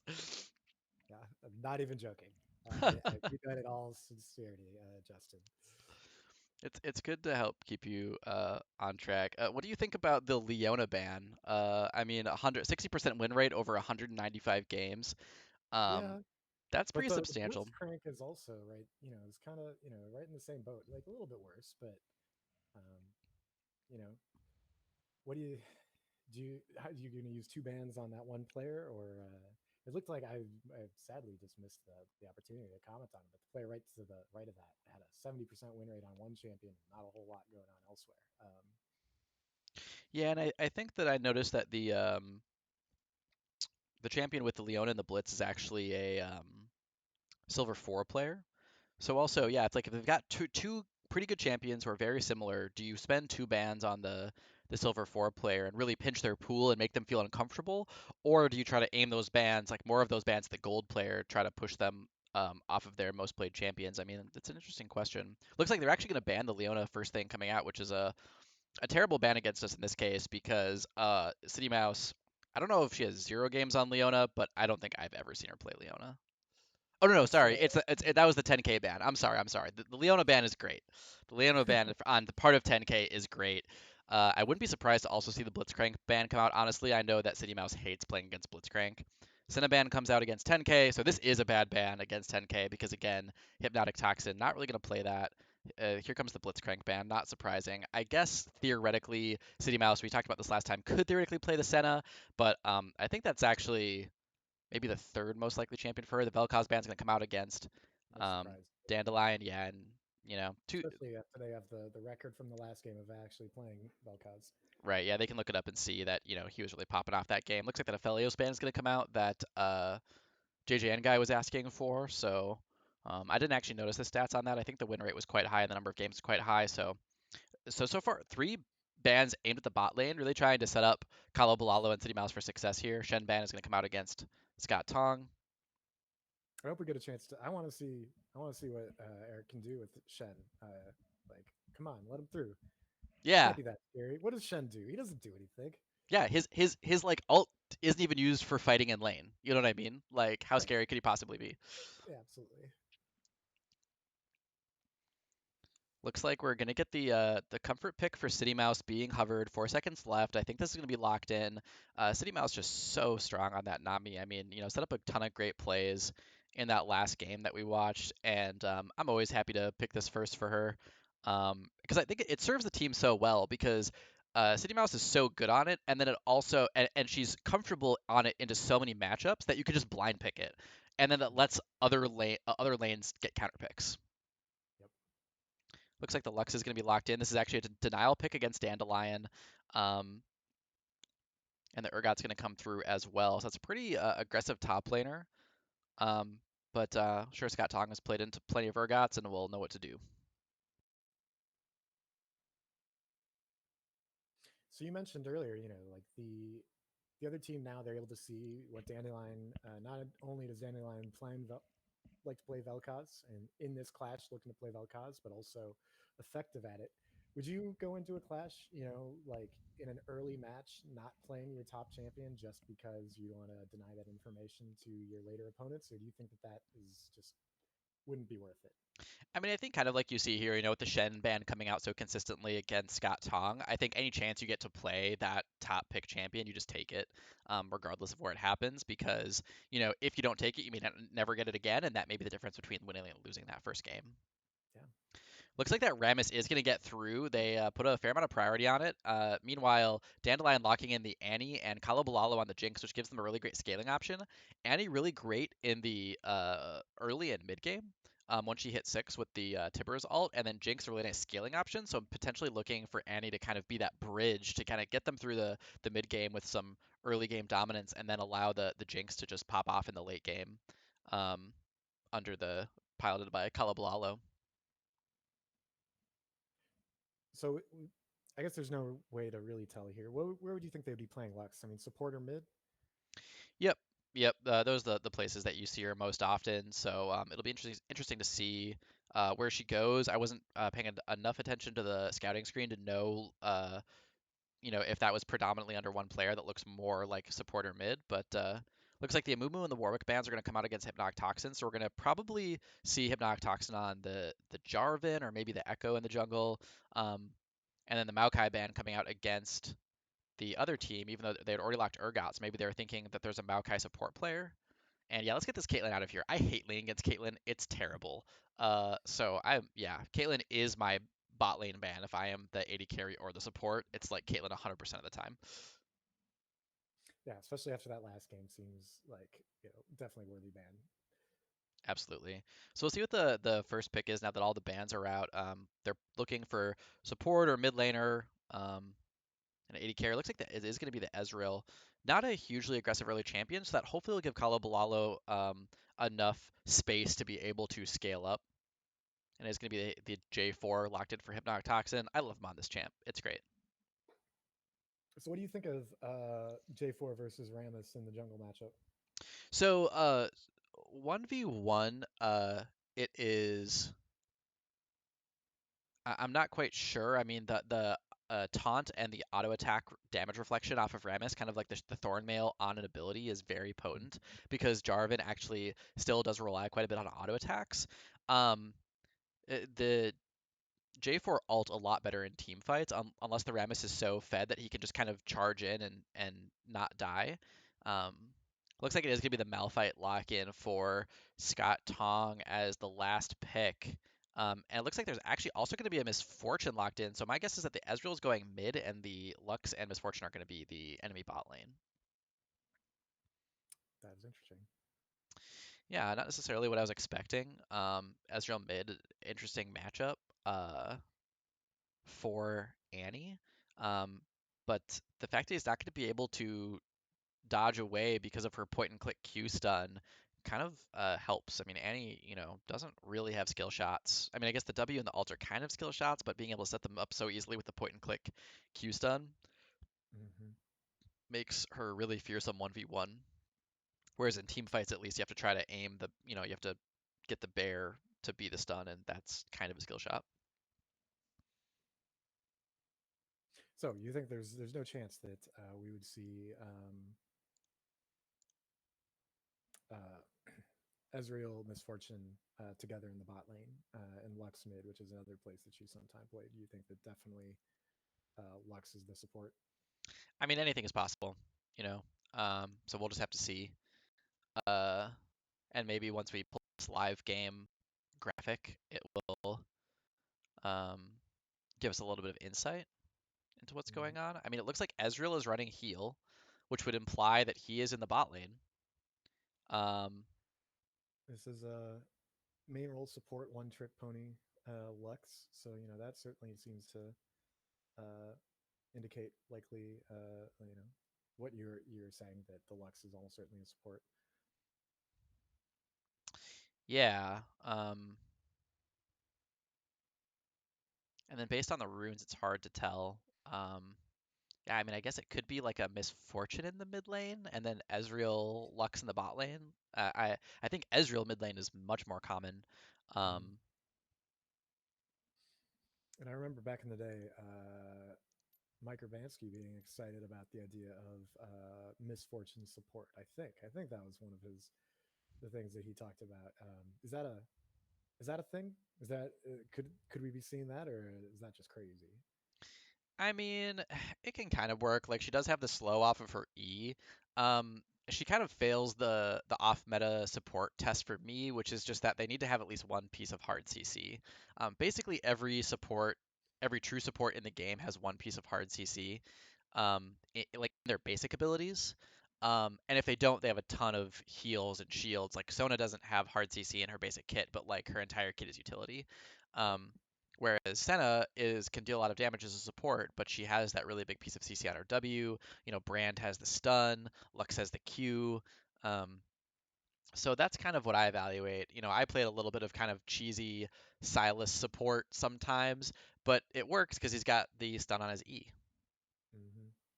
One thing I'm noticing here is Kalabalalo, unkillable laner, Jinx lover, misfortune stomper. And he's going up against a misfortune. I hope that all that stuff is true.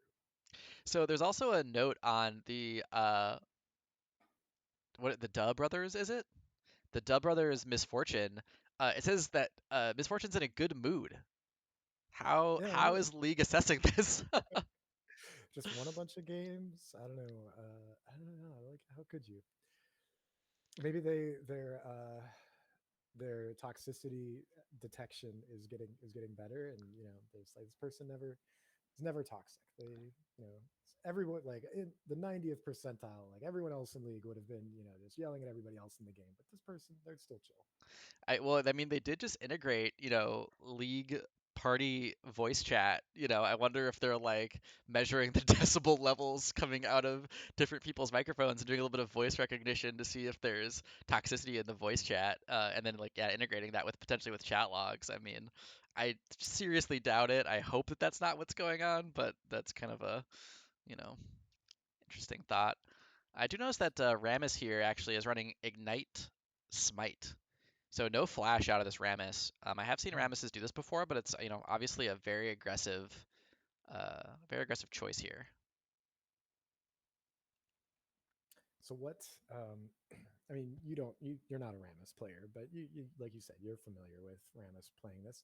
What would be the decision making of a Rammus to decide to go with these summoner spells versus, the more traditional Flash? Yeah, I mean, Rammus is able to kind of get out of sticky situations with the roll into a ball and roll away, roll very fast ability. I don't even know what it's called. Um, so, I mean, there's some justification there, but a lot of times using that to go in. So I actually almost see it as more, this kind of like yeah, very aggressive style where this Rammus is going in and there's no plan to get out. The Rammus is going in and either and getting the kill even if they die, but they're going to make sure they pick up that kill. And Mm-hmm. considering that this is the highest ranked player on the Dub Brothers, it might just be a effort to get that Rammus fed, and a fed Rammus can be extremely hard to kill even when he jumps in 1v5 into your team, as he waits for his team to follow up.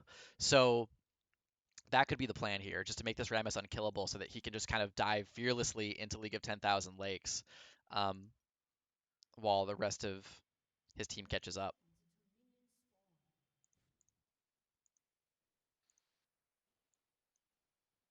So what should we be looking for in the first few minutes of this game, other than the typical start of the game? Like, where do you think the first ganks are going to come? So I think Hypnotic Toxin almost always starts bot, so I think that he might take that general path. Now, that being said, the Malphite into Urgot matchup is not great. Yeah, it looks like he's gonna be starting bot. Um, So he did have an option there to have Malphite leash for him and path towards the bot lane and just let the Urgot push into the Malphite in order to path towards Jinx Nami. But the thing is, Jinx Nami isn't a super aggressive lane either. So I think just getting the healthier leash here is probably the play. So I would guess that Hypnotic Toxin is probably going to be looking to gank mid first, just since Malphite doesn't offer a lot of damage, or CC before he hits level 6. Mm-hmm. So I see Hypnotic Toxin maybe doing yeah, like pathing topside and looking to help the Annie, and it looks like it actually is going to be the Lux in the mid lane here. So it is going to be Ezreal Miss Fortune bot, and it looks like Miss Fortune is running the Arcane Comet, which is not like a typical AD carry rune for her. So she's going to be looking to proc that Arcane Comet off of the E and just do a ton of poke damage. Really cool skin matchup in the top lane here. Mecha Malphite and Battlecast Urgot. So there's a couple things that, like, larger dynamics to watch for that now come to mind after the things you just said here. One is, like, the last time I casted here, we were talking about, um, this is interesting. Like, the both teams so spread apart. Um, Last time we that I casted, you were talking. There was one game where the good guys, uh, their team composition just didn't really have a lot of lane pressure in any single lane, and that really kind of, I think it was the jungler who really suffered because of that, because he wasn't able to get any backup when the other team's jungler, would aggressively invade. Hmm. Uh, you mentioned here that Malphite's, I mean, so far the trading has been going well in the top lane, but neither the top or the bottom lane are particularly aggressive lanes for the blue team at this point. Is that something that you would be worried about if you were the blue team, that the jungler is not going to get a lot of help just due to the state of the different lanes? So that's a great question, and I think that the key difference here is the Annie pick in the mid lane. I believe in the game that we cast together where we brought that up, I believe that our League of 10,000 Lakes had an Orianna mid. Is that right? I don't think it was Oriana. I don't remember. Or Maybe it or was. Vic or Victor maybe? Might have been Victor. I don't know. I don't Yeah, remember. I think it was one of those late game scaling myths. Uh-oh, Dandelion root on our tower, taking tower shots. She's gonna flash out, goes really low. Lux has not burned flash, but is not gonna flash ignite. I would be really worried for Dandelion right now, but looks like they're.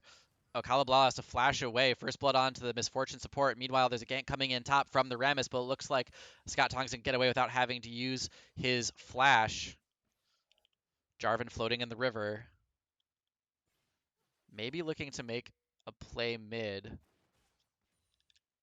The Lux is a little bit low on mana. Looks like he's just going to go into his Raptors. So yeah, I think that there was one of those late game scaling champs in the mid lane, and I think Annie hits a much earlier power spike than the champion that in that game in question. So I think especially having an early game champion in the mid lane who's able to roam top or bottom makes a huge difference in terms of being able to defend the jungle and rotate to either side of the jungle to help and also create pressure on their lanes. But here comes a fight in the mid lane. The Rammus has burned the ignite onto the J4. I think J4 is going to be able to flag and drag over the wall. J4 is fine. That's a summoner spell down for Rammus without any real getting really getting anything out of it. Hypnotic Toxin doesn't even have to burn flash. Looks like the bot lane is backing. The red bot lane, that is. Yep, that's right. So Kalablalo going to be able to make up some of this CS lead that Ezreal was able to establish. Dandelion taking a lot of damage, and Lux harvesting Assault the Dark Harvest. She is looking for a late game build with the Dark Harvest build. Just looking to become that big late game monster. I wonder if we can see what her other runes are. Yes, looks like she's taken Scorch and Mana Flow Ban for the early game, so her primary late game rune is the Keystone Dark Harvest. Looks like she also has taken Ultimate Hunter, which I don't know how standard that is on Lux, but it's going to let her throw out those big Lux ults very frequently. Here comes the Lux Q. I don't know. I think this is a dead Dandelion. Here comes the Ignite, and that's going to be another kill from Dub Brothers onto Dandelion. They're up 2-0 and up about 1,000 gold. And here comes the gank bot. Rammus is in. Looks like Kalablalo is going to be taunted. Bubble is able to peel off the Rammus, but is going to be able to get away. It looks like the Ezreal is going to be able to flash forward and pick up that kill. So that's another kill over to Dub Brothers. J4 is in the area. I don't know if he's going to be able to accomplish much. He might just do Krugs and then come back to help clear this wave. Looks like Rammus is going to go onto the Dragon.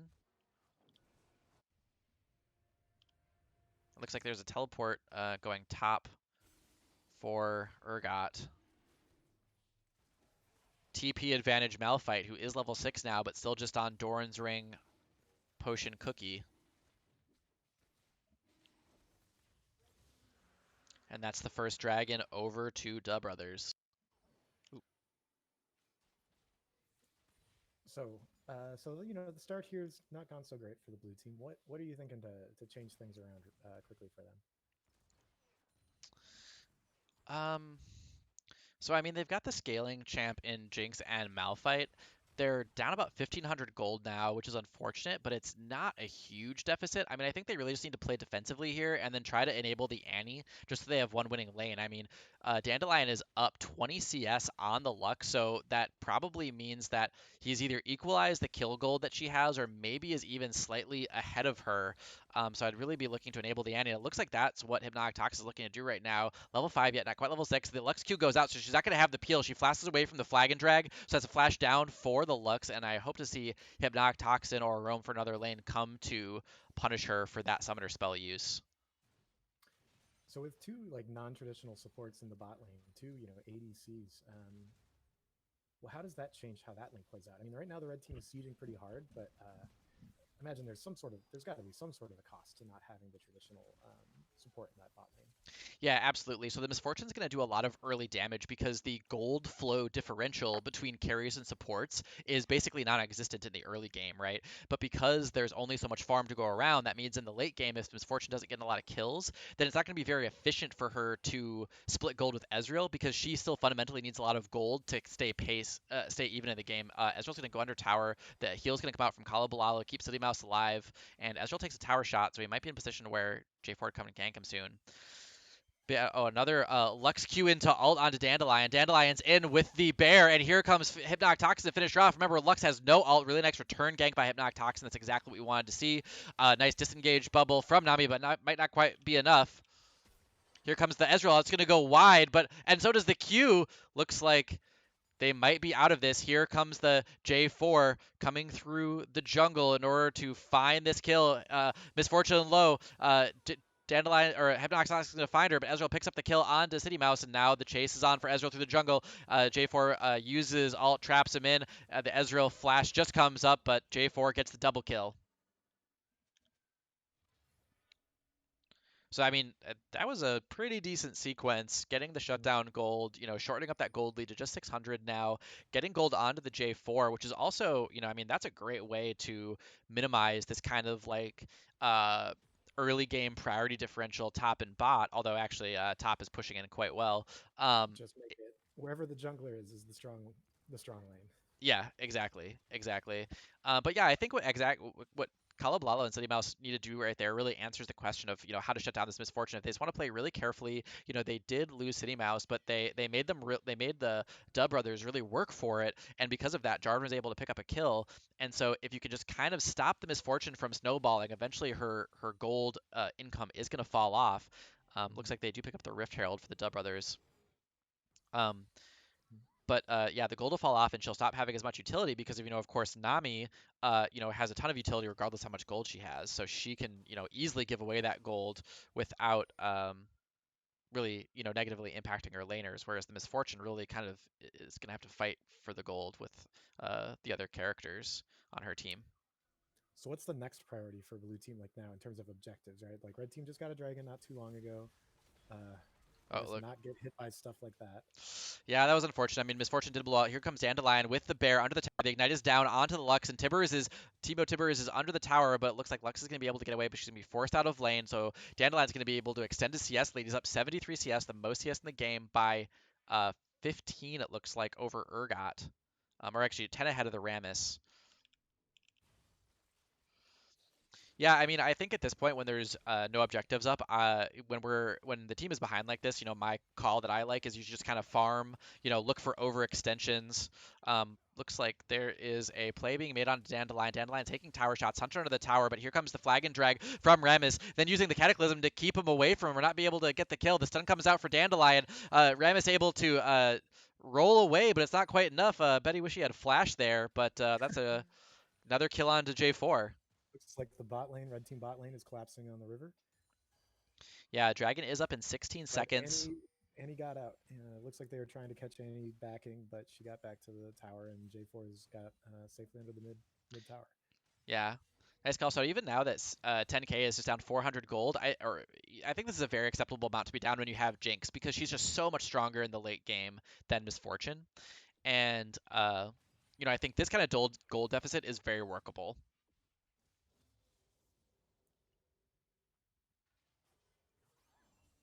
So one thing I've noticed is a stun on Ezreal that I guess I'm not as familiar with everything in his kit. Does the fact that he seems like he's been able to get use that stun Oh, pretty effectively. Q, although this might be the shutdown. No, Flag and Drag is able to get him away. Here comes the Rammus, but the anti-ult goes out. Is able to peel for the J4. Looks like they're gonna be forced off this dragon. Um, yeah, there isn't a stun from Ezreal, or Misfortune. They don't have any hard CC in the bot lane. So Is it there's a slow off the Misfortune E, and I think that's the only CC they have actually. interesting? Okay, I wonder what I was seeing. Maybe those was just when they grouped with the Lux. I think they've definitely taken advantage of a couple of good Lux finds, but Yeah, yeah, that could definitely be. looks like Scott's doing good work in the top lane. Still even on CS mostly, but forcing the Urgot off the out of lane. Yeah, and Urgot really a champion that wants to snowball and be a really big split pusher. So the fact that Malphite is going even with them is just so important because Malphite brings so much more to a team fight than a not fed Urgot. Looks like J4 might be looking for a gank here. He's on a control ward. Here comes the ping. He's coming in, but Rammus is coming through his blue side jungle. The W doesn't quite make it. Looks like the Ezreal already flashes away. He uses his dash, but then his flash goes out to get out of the Cataclysm. But then here comes Hypnotic Toxin. The bubble follow up from Nami, Kalablalo gets the passive proc, but he's going to be taken down by the Misfortune, but Hypnotic Toxin is going to pick up another kill. Double kill onto the fish. Hey, I'm not mad at it. It's better than, they're not alive. That's the most important thing. The Yeah, Rammus and didn't show up time. actually, that getting Nami to that Athene's Unholy Grail power spike actually really helpful in team fights, able to proc that on multiple targets. It does look like Rammus just dropped the Rift Herald in the bot lane while it was vacated by the blue team. They're sending their champs back to defend, but Rammus making something out of that. Yeah, and it looks like they might actually take the first tower after this. That last plate is pretty chonky, but actually plates are about to fall in 4 seconds. So yeah, they're going to get it even before that. And that's 610 gold just onto the Rammus, which is who they were looking to get fed so we could jump into those fights fearlessly. Looks like J4 is going to find Misfortune with the flag and drag. He's going to use the Chilling Smite. Here comes the W to connect. She flashes away, but he flashes after. They're not going to let her get away with this. Kalabalalo, first kill of the game, and now the Jinx scaling is going to start.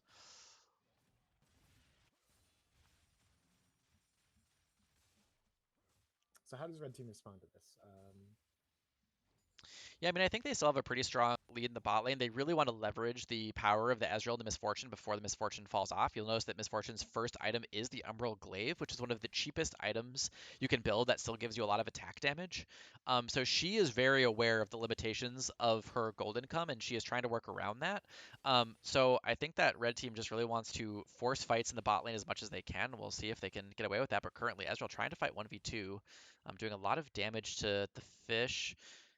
Looks like there might be something in the river here. There might be a gank coming in for Scott Tong, but Hypnotic Toxin and Dandelion are on the way. We'll see if they'll be in time. Malphite pretty tanky. He's taunted, but the ult goes down onto Urgot. Urgot ult is going to chew up Malphite, but here comes Jarvan with the Cataclysm and the Tibbers. Looks like it's going to be a 2-for-1 trade in favor of League of 10,000 Lakes once they clean up this Rammus. Yeah, there goes the Rammus. So what do you do here? Do you now try to finish this tower while the top laner and the jungler are dead? Yeah, it's hard to say because the bot lane is pushing in. They're not doing this that fast. Annie not great at pushing towers, even though J4 is okay. And Nami not really able to clear waves without Jinx. They can't really send her bot, so they might be sacrificing uh, part of bot tier 2 for uh, the top tier 1. Oh no, here comes the teleport from Scott Tong. He's alive now, and he's going to be able to clear this wave before they do too much damage to it. Malphite's wave clear. Good enough for this situation. Not great, but good enough for this situation. Ooh, that bubble almost caught Lux, but then she gets caught by the Lux Cube. It looks like she's going to be able to get out. Meanwhile, looks like the call for the lane swap has been made for Scott Tong to go 1v2 versus the bot lane, which I think is a great call because he's going to be able to play safe against them, and then they'll be able to have rotations like this Annie to be able to catch them. Looks like Scott Tong might want to go in. His ult is almost up. Looks like there's a shutdown onto Nami in the mid lane while we were watching that play out, unfortunately.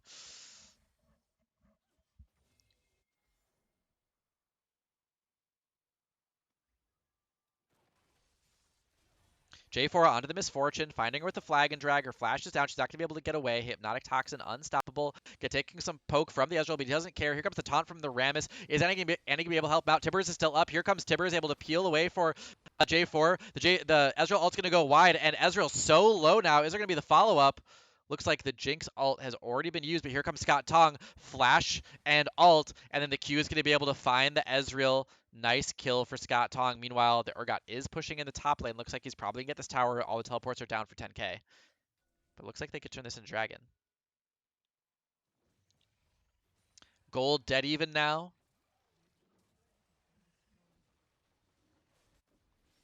A 1 turret lead for Dub Brothers. And Dub Brothers are also up 2 dragons. So even though Jinx scales very well and so does Malphite, they will have to watch out for that dragon stacking coming out from the Dub Brothers.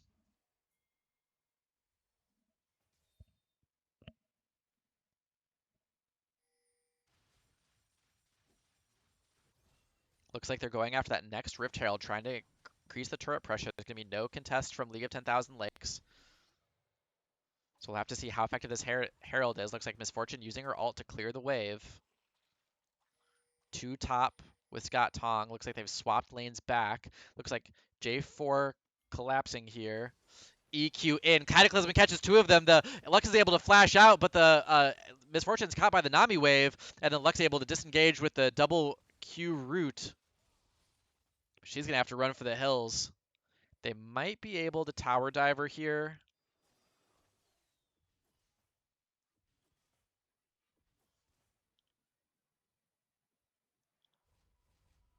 Looks like it's triple recall. Not going to try to tower diver, shove that tower in.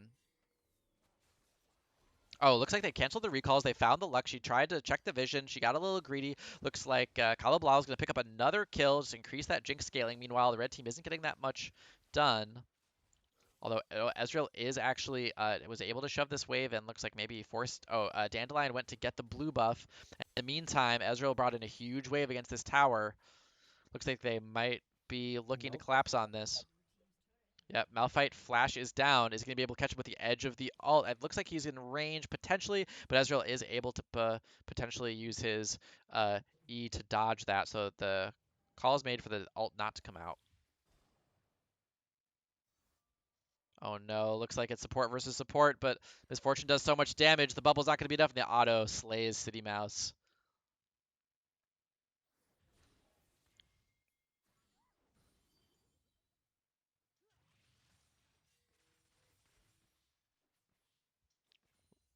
Looks like Hypnotic Toxin is looking to go in.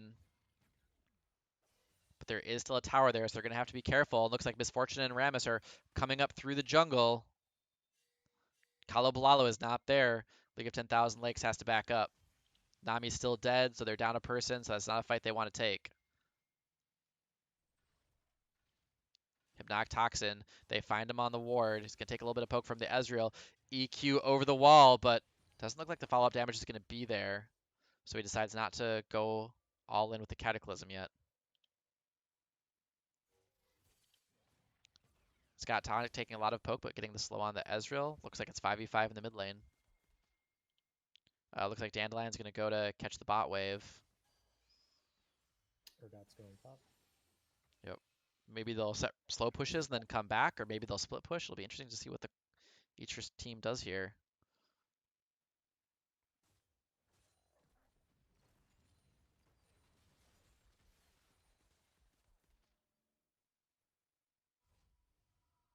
Is the red team moving for coming back to the bot lane with the Ezreal or anyone else? Is that Ezreal and Rammus? Just Ezreal. Looks like Rammus is on his Krugs right now near the top lane. So it's Ezreal versus Annie, but Annie has taken a lot of damage, but she flashes forward with the Timbers and is able to burst the Ezreal down. Really nice play by Dandelion, just fearless there, despite the fact he's on low health, just flash ults the Ezreal, who's not able to E away. And that's a lot of gold down for the red team. Looks like Urgot's going to try to split top. Rooted Malphite. Here comes the Miss Fortune ult, and then the Lord of Gank is able to pick it up on the Rammus. Here comes the Herald, and then Urgot trying to deal damage to the Jarvan is able to ult him. He's not going to get him low enough, and then Shelly's not going to be able to destroy the tower. Meanwhile, they are pushing in. Nami's not really able to clear the waves by herself. She takes a Q and an E. Looks like there's a dive in the top lane. They're trying to find him, but he cataclysms them under the tower. He's suppressed and killed by the Urgot ult, and Rammus is so tanky, he's able to get away. Kalo Blalo is splitting bot right now, but looks like the Ezreal is going to be dispatched in order to deal with them. I'm not sure if Kalo Blalo can 1v1 the Ezreal right now. Looks like the Ezreal ult does go out, try to damage the wave. They know Kalo Blalo's there. Looks like Miss Fortune's backing in the mid lane. It's a lot of tower damage and a full tower for Dub Brothers, including some kills. League of 10,000 Lakes now down 2,000 gold.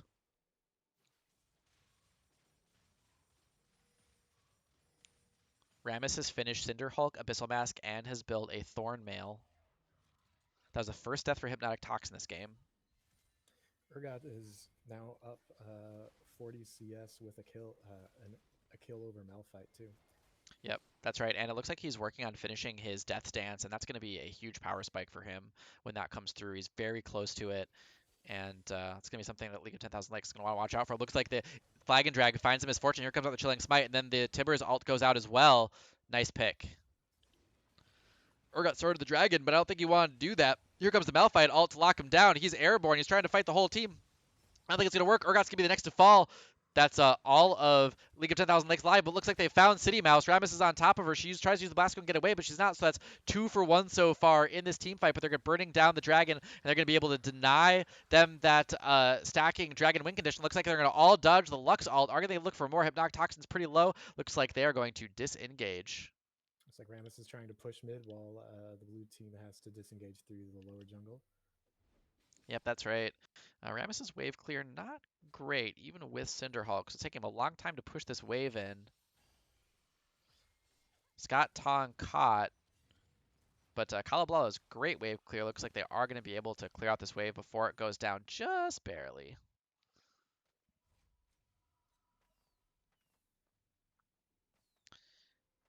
They're up 4 towers to 2, Duh Brothers, and they've shortened the gold lead up to about 1,500 on the side of League of 10,000 Lakes. So a close game, but a lot of map pressure they have to deal with for 10K.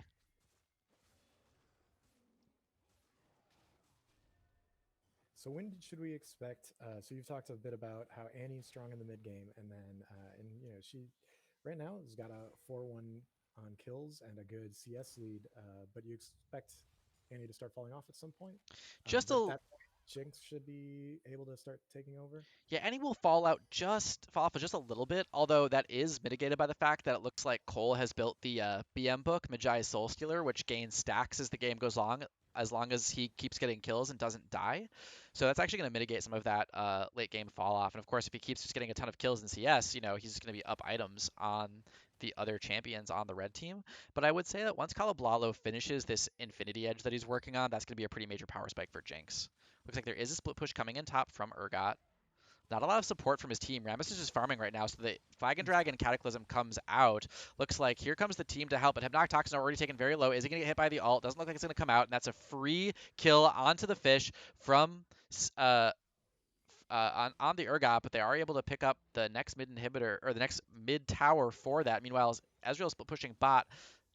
Baron's up, but they're going to need to probably find at least one more kill before that would be an option. They are crashing this wave, but here comes Dandelion and Kalabalalo. Are they going to be able to do enough damage to take down this tower? I don't think so. Here comes the Misfortune out of the bush, but see, here comes the fall off from this Fortune. She's just like not actually dealing that much damage. Sanguine Blade plus Umbral Glaive is just not quite enough. Here comes the Lux QO. It finds 2 people, and here comes the ult. It's going to almost take out City Mouse. Here comes the flash forward by Misfortune, but it's not enough. Dandelion taken low, and so is Kalabalalo, but here comes Hypnotic Toxin. Flag and Drag in is going to get caught by the Q and the E. It's going to also hit Dandelion. A lot of poke coming through for Duh Brothers.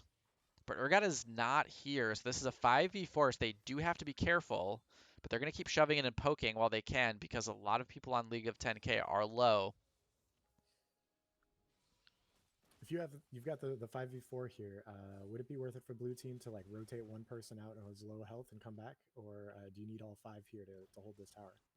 Yeah, I think that's definitely one thing that could happen, but I also wouldn't underestimate their capability to take a 5v4 even with low health bars if they're able to find a good engage. So I think potentially all of them staying there might have been them looking for that big Malphite ult where they're able to kill everyone on the other team before they're really able to respond and really leverage that person advantage.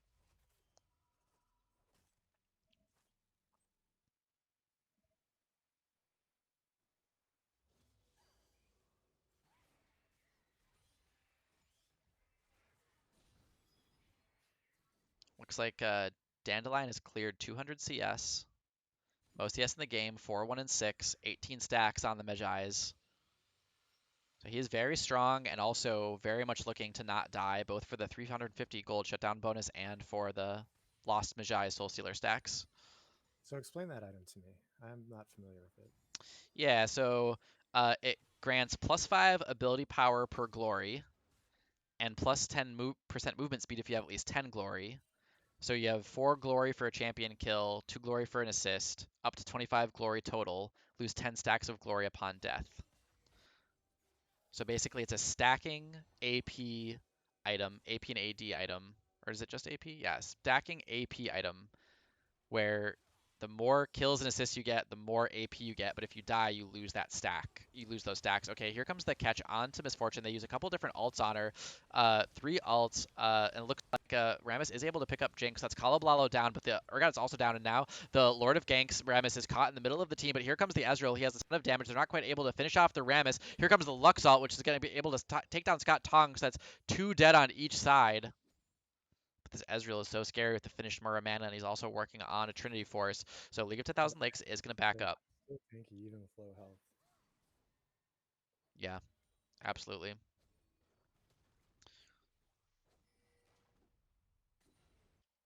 Looks like they might be looking for something here, potentially a pick. I think that they probably have swept this out.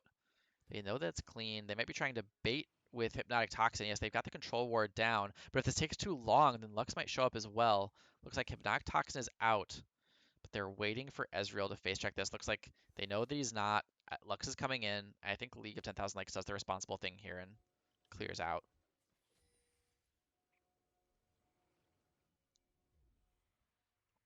Here comes the So teleport in from Scott Tong. He's going to take some additional poke from Ezreal, but Ezreal's got to watch out for that ult engage from the Malphite. It looks like the Flag and Drag is out, and there goes the Malphite onto the back line, but Miss Fortune's going to come in from the side, deal a ton of damage. Hypnotic Toxin is on top of her. Looks like no, Miss Fortune is the first to go down, but Urgot is able to catch Dandelion in his ult, which means Dandelion's going to lose those stacks, and now the Lux ult comes out and kills Jinx, and now Hypnotic Toxin's going to be the next to go down, slain by Urgot. That is a 3-for-1 in favor of Dub Brothers, and they're going to pick up their third dragon off of that team fight. it's one thing I've noticed about the red team comp we haven't talked about much, and that is that both Lux and Ezreal, their ults are able to assist from, you know, do they have unlimited range on those, or at least extremely long range? The the Ezreal ult is a true global, it can go all the way across the map, and the Lux ult goes very far. Could Yeah, def we've seen some good shots from the Lux. You know, not in some of these team fights, you know, in the middle of it, but able to finish people off who get low, who otherwise, you know, might think they're safe. Yeah, absolutely. I think she's playing really well, and yeah, just caught Kalo there in the middle of his attack animation where there really wasn't much he could do about it, and just executed him from about 33% health or so. Looks like red team has picked up the Baron. Solid play by them, but their waves are pushed towards their side of the map, so they're gonna have to do some work just to get the waves in the right position. Meanwhile, League of 10,000 Lakes is gonna trade the Baron for the mid turret. It's now 3 turrets to 5. And League of 10,000 Lakes. Oh, looks like the Lux ult and the Ezreal ult come out to try to clear the wave. Scott Tong rooted under the tower, and he's going to be taking a lot of poke. Nami ult for disengage, but looks like they're out. So for a second, I thought Hypnotic Toxin had jumped in. So I scrolled over to the team, and I was like, oh no! But looks like they're all on the same page, which is great. Would have been a nice spot there for, you know, someone with a global ult, maybe a Senna or something. You know, there are definitely some red people who, you know, might have been vulnerable to something like that. Not saying that you know, blue team. It's just a shame they don't have that option the way that the red team does. Yeah, absolutely. But they do force the Urgot back, so that's one Baron buff back in the base, not able to do anything.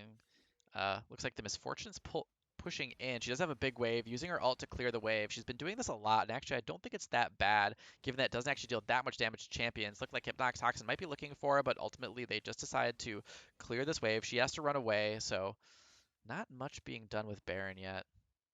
Those empowered minions, you know, even Malphite's taking a surprising amount of damage against them.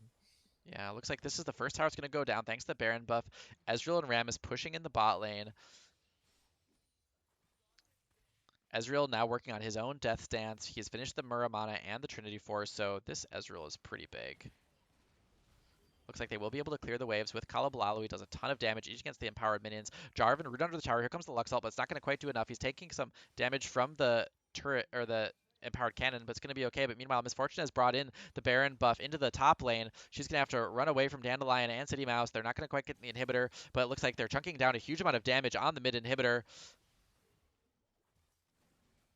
Urgot now able to effectively frontline now that he's finished his Thorn Mail. Makes him a lot tankier along with the Black Cleaver and the Merc Treads.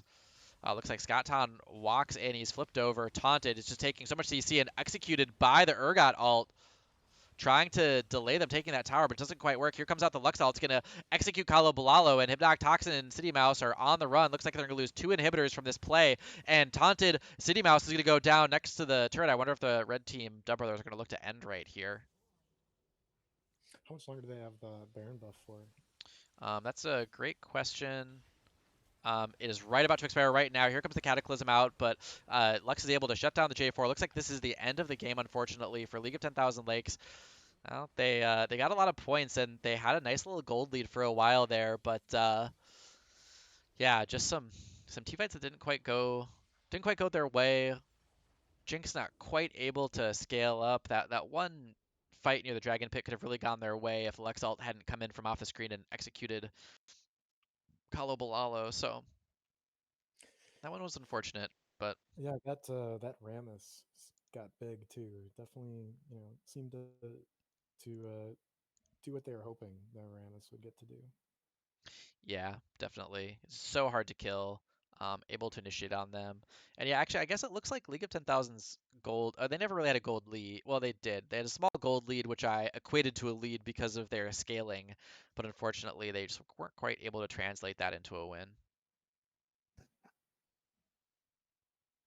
Do you think that the bot lane matchup specifically, we talked about how it's like a scaling matchup, a little bit passive, but would scale well into the late game.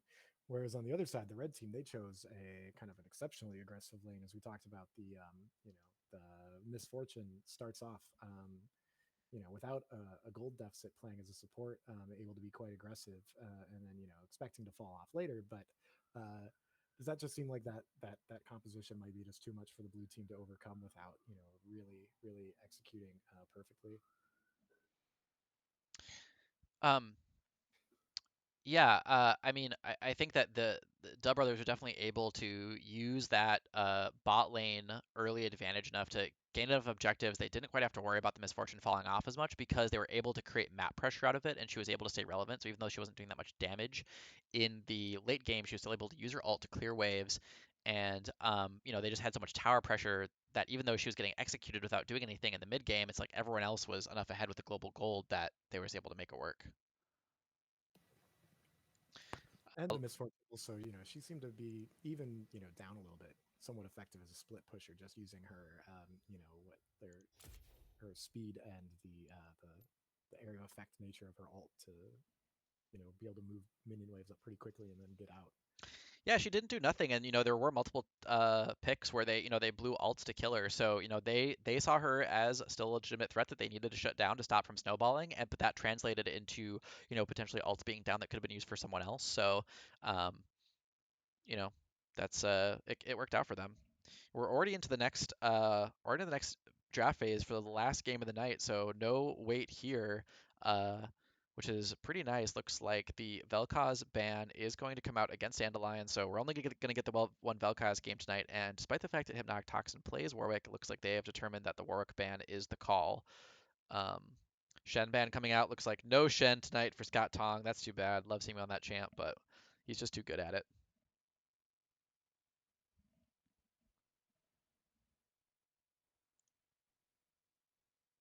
Nowhere got they got sick of that.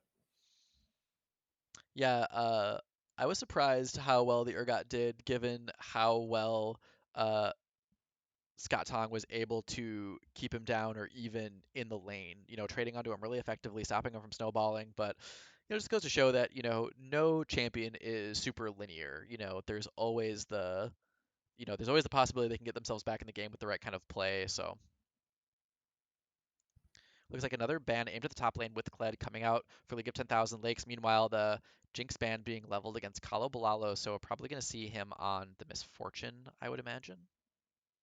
Or potentially the Tristana, which is something I see Kalo Balalo play a lot, but which we haven't seen in this tournament yet. Looks like they lock in Samira, which they're probably not too happy about. Samira considered pretty strong right now. Looks like they're going to lock in Lee Sin and Nami for their first two. I have never seen Hypnotic Toxin on Lee Sin, but I'm very excited. Get to see some super ego plays, I hope. Yeah, I mean, you don't, yeah. the amount of tricks Lee Sin can do and the aggressive style that allows Hypnotic Toxin to play, including counter jungling the enemy jungler, just really, really powerful. Looks like the Echo Lux are going to be locked in. So looks like we're probably looking at Samira Lux bot lane with Echo in the mid, but I thought Ezreal was going mid in the last game, so you never know.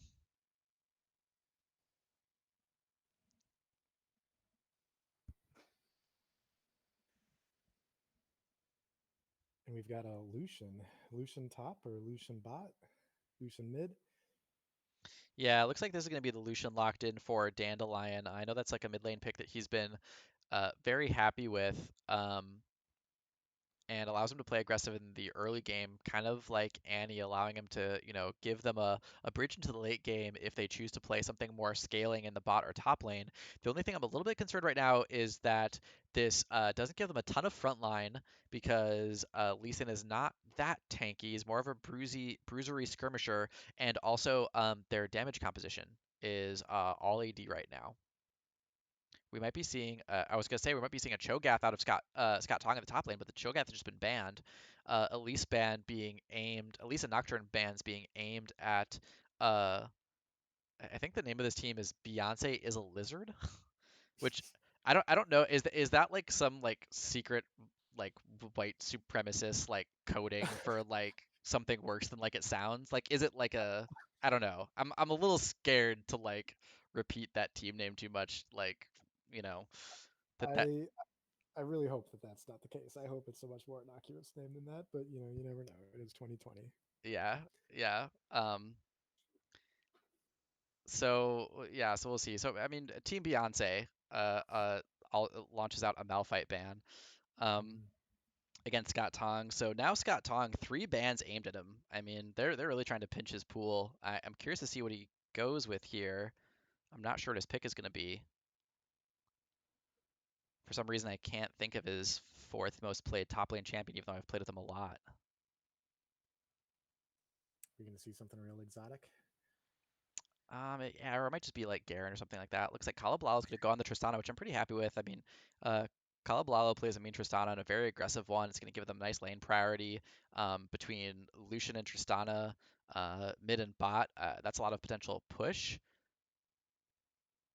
but I'm curious to see if they try to sort out the AP ability power damage for the team, or if they just say, hey, we're not going to worry about it. We're just going to smash them so hard in lane it doesn't matter. Looks like it will be the Zed going to the mid lane for Team Beyonce. So the question is, where is this Echo potentially in the jungle? Which would be really unfortunate because that would mean the last two bans from 10K were wasted if the Echo is going to the jungle. Mm-hmm. Zed jungle. Zed jungle. They did That that, right? that is a thing that Riot theoretically did.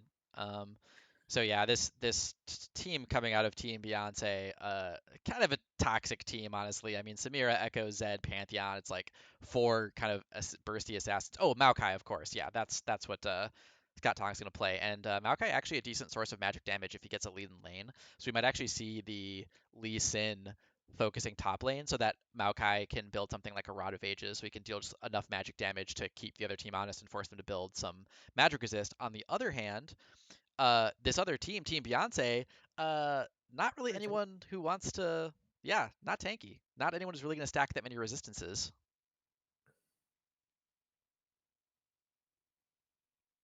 Pantheon front line. I guess that's the best they've got. Yeah, I mean, this is a team that's really looking for picks and skirmishes.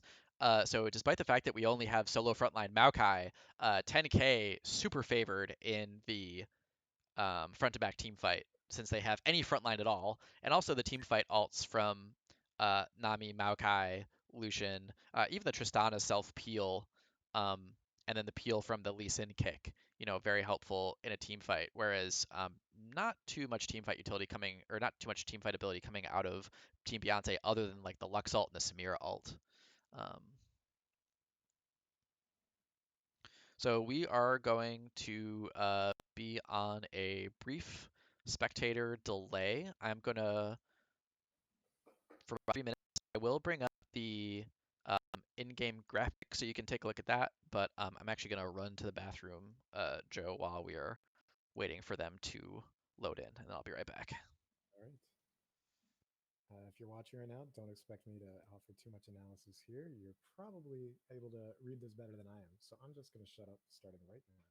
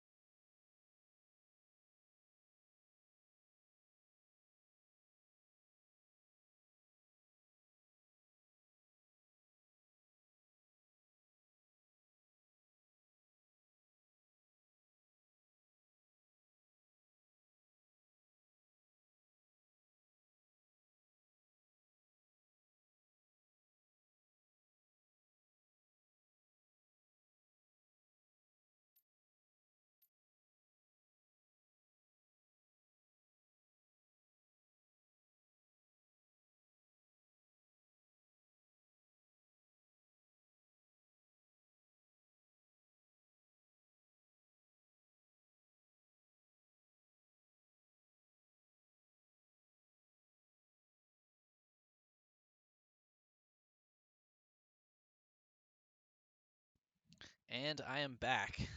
So what have we discovered about the draft so far? Not much. I haven't been paying attention. I've completely abdicated my responsibility. That's all right. So yeah, looks like it's actually gonna be Echo top with the teleport, and then Pantheon with the Smite as the jungler. So those two positions were switched, but otherwise everyone's kind of where we expected them to be.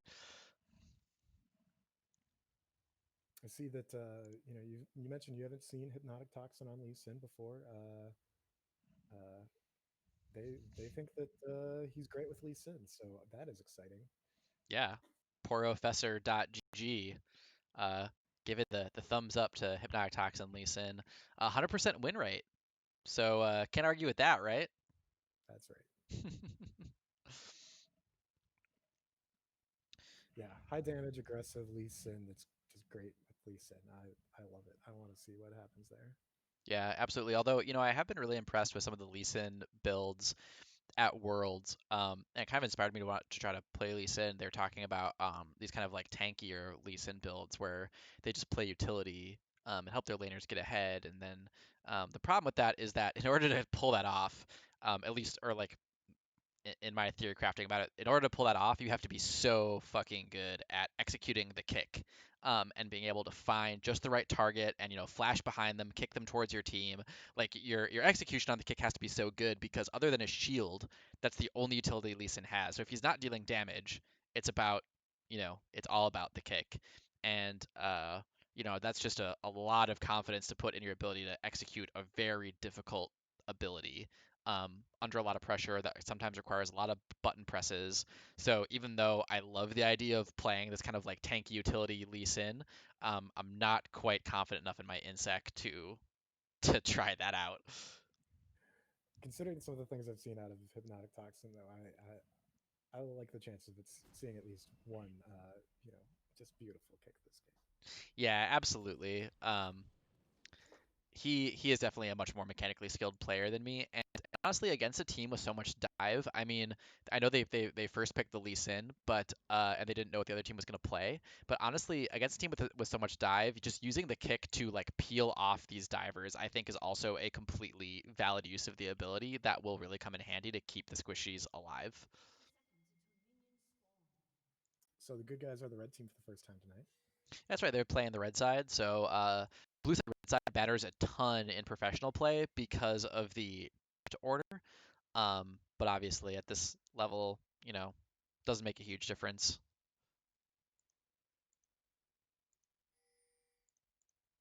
Although some people really don't like the orientation.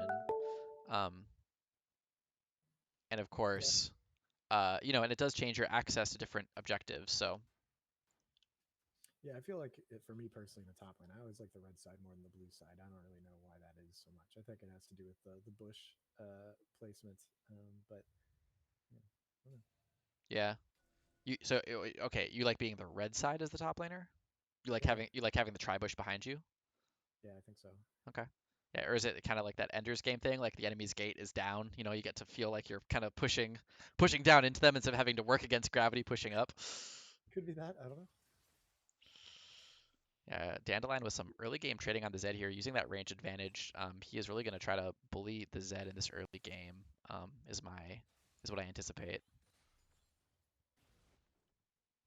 Let's see. Does he have a? He might. Yeah, he has ignite. I'm sure, right? Yes, he does. Yep, that's right. And yeah, Zed already running one of his two potions.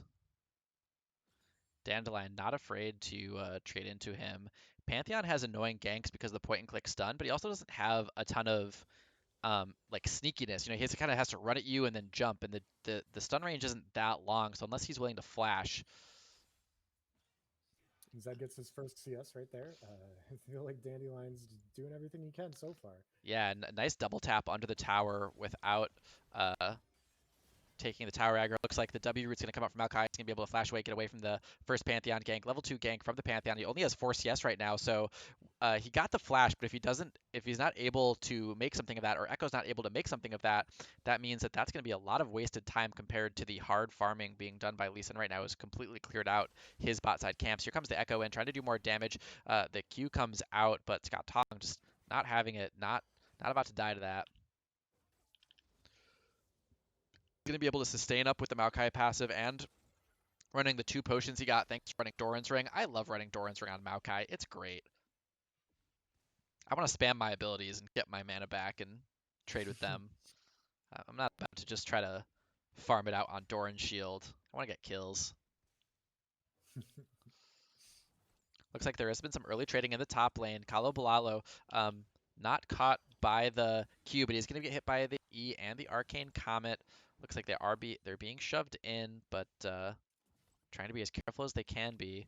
Meanwhile, Lee Sin on the Echo, flashes forward to try to finish him off, but he's already used his Q, tries to use the slowdown to catch up. Maokai not able to foul. He's able to find the Q to get the first blood, but Maokai is not coming to get jump.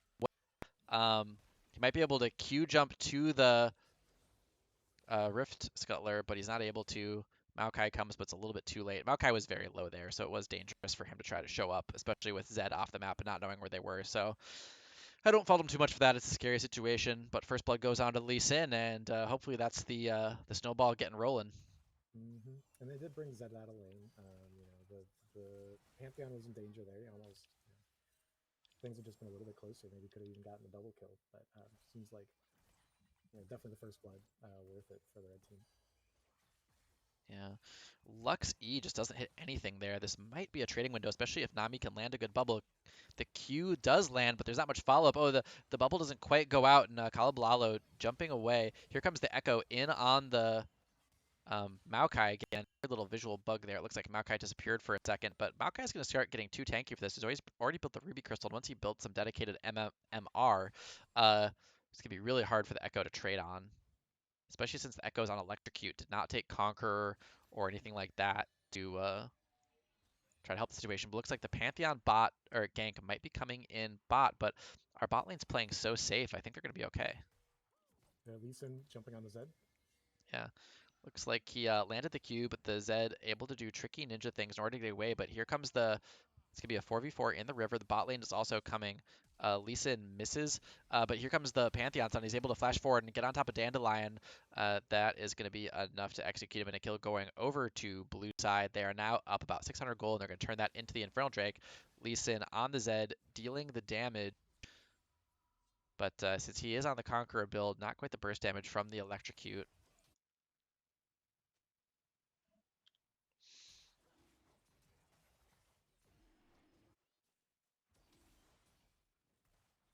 Doing this dragon very slowly, getting very low, but Pantheon is able to smite it and secure the first dragon for them.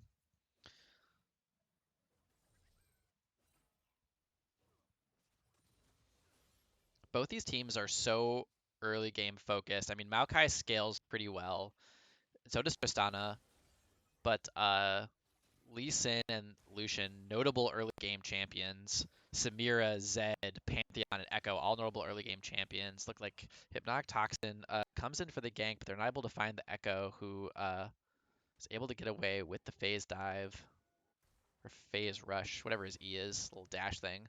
And looks like 10K now able to push in Team Beyonce. Samira does have a CS lead, but looks like they're going to be able to get off a good back. Tristana and Nami still on their very first items. Looks like they're going to try to shove one more wave in. Dandelion doubling up this Zed and CS. Just not having it from this assassin. Zed does have a kill though. Yep, that's true. So they're probably about even on gold, or maybe, or actually we can just find out. We have the power. Yeah, they're almost exactly even on gold. Yeah, and depending on how this goes exactly, Zed at level 6, got to be pretty careful. Oh, that never mind. I mean, just kill him before he gets there. Yep. Yep, absolutely. It looks like the Pantheon might be looking to come in. One Dandelion pushes up, but he's being floated by the jungler. But the jungler is heading towards bots. Looks like Dandelion's going to run towards the jungle, and Pantheon is not going to have the speed to catch up. So yeah, nice play by Dandelion there. Yeah, I mean, he hit 6 first, and he knew that he hit 6 first, and just all-in him right there. I mean, that's a very effective strategy in lane. Looks like Hypnotic Toxin able to take control of the Scuttle Crab. He is up 10 CS on the Pantheon, and they both have a kill. So that means, yeah, he's up about 300 gold on the Pantheon. So I'm not real familiar with Samira. I know she's one of the newer champions. What can you tell me about her? Samira is a skirmishy bot laner. She has. Oh, here comes the Lee Sin gank. The Q finds the Lux, but she's able to flash away. Flash away from Samira. Looks like there might not be enough follow-up. Kalobalalo is there, but I don't think he has the W. Here comes the Pantheon for the counter gank. We're going to have to be really careful here. Here comes the Q, but it is dodged by Kalobalalo. Looks like both Panther junglers are going to peel off, but Zed's kind of starting to float bot. Looks like Pantheon's backing. Looks like we're going to be okay. Unfound onto the Lee Sin, but he's able to kick the Pantheon away. Doesn't want to get picked. Meanwhile, Kalobalalo has to jump and flash away, and there's the Zed ult on top of the Lee Sin. I don't think it's going to be enough damage. He's slowed by the Lee Sin stun, and the shield onto Lee Sin is going to be enough to save him. Meanwhile, Kalobalalo taken low, but there is no kill.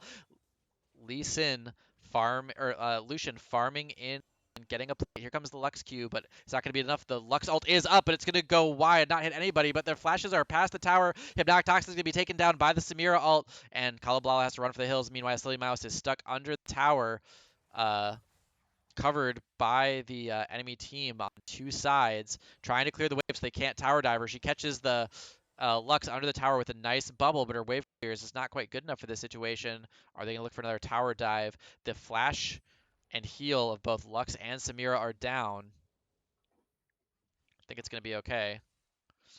So yeah, Samira, a skirmishy champion. She has kind of like a wind wall ability, kind of like Yasuo, except it's a circle rather than just like a flat wall.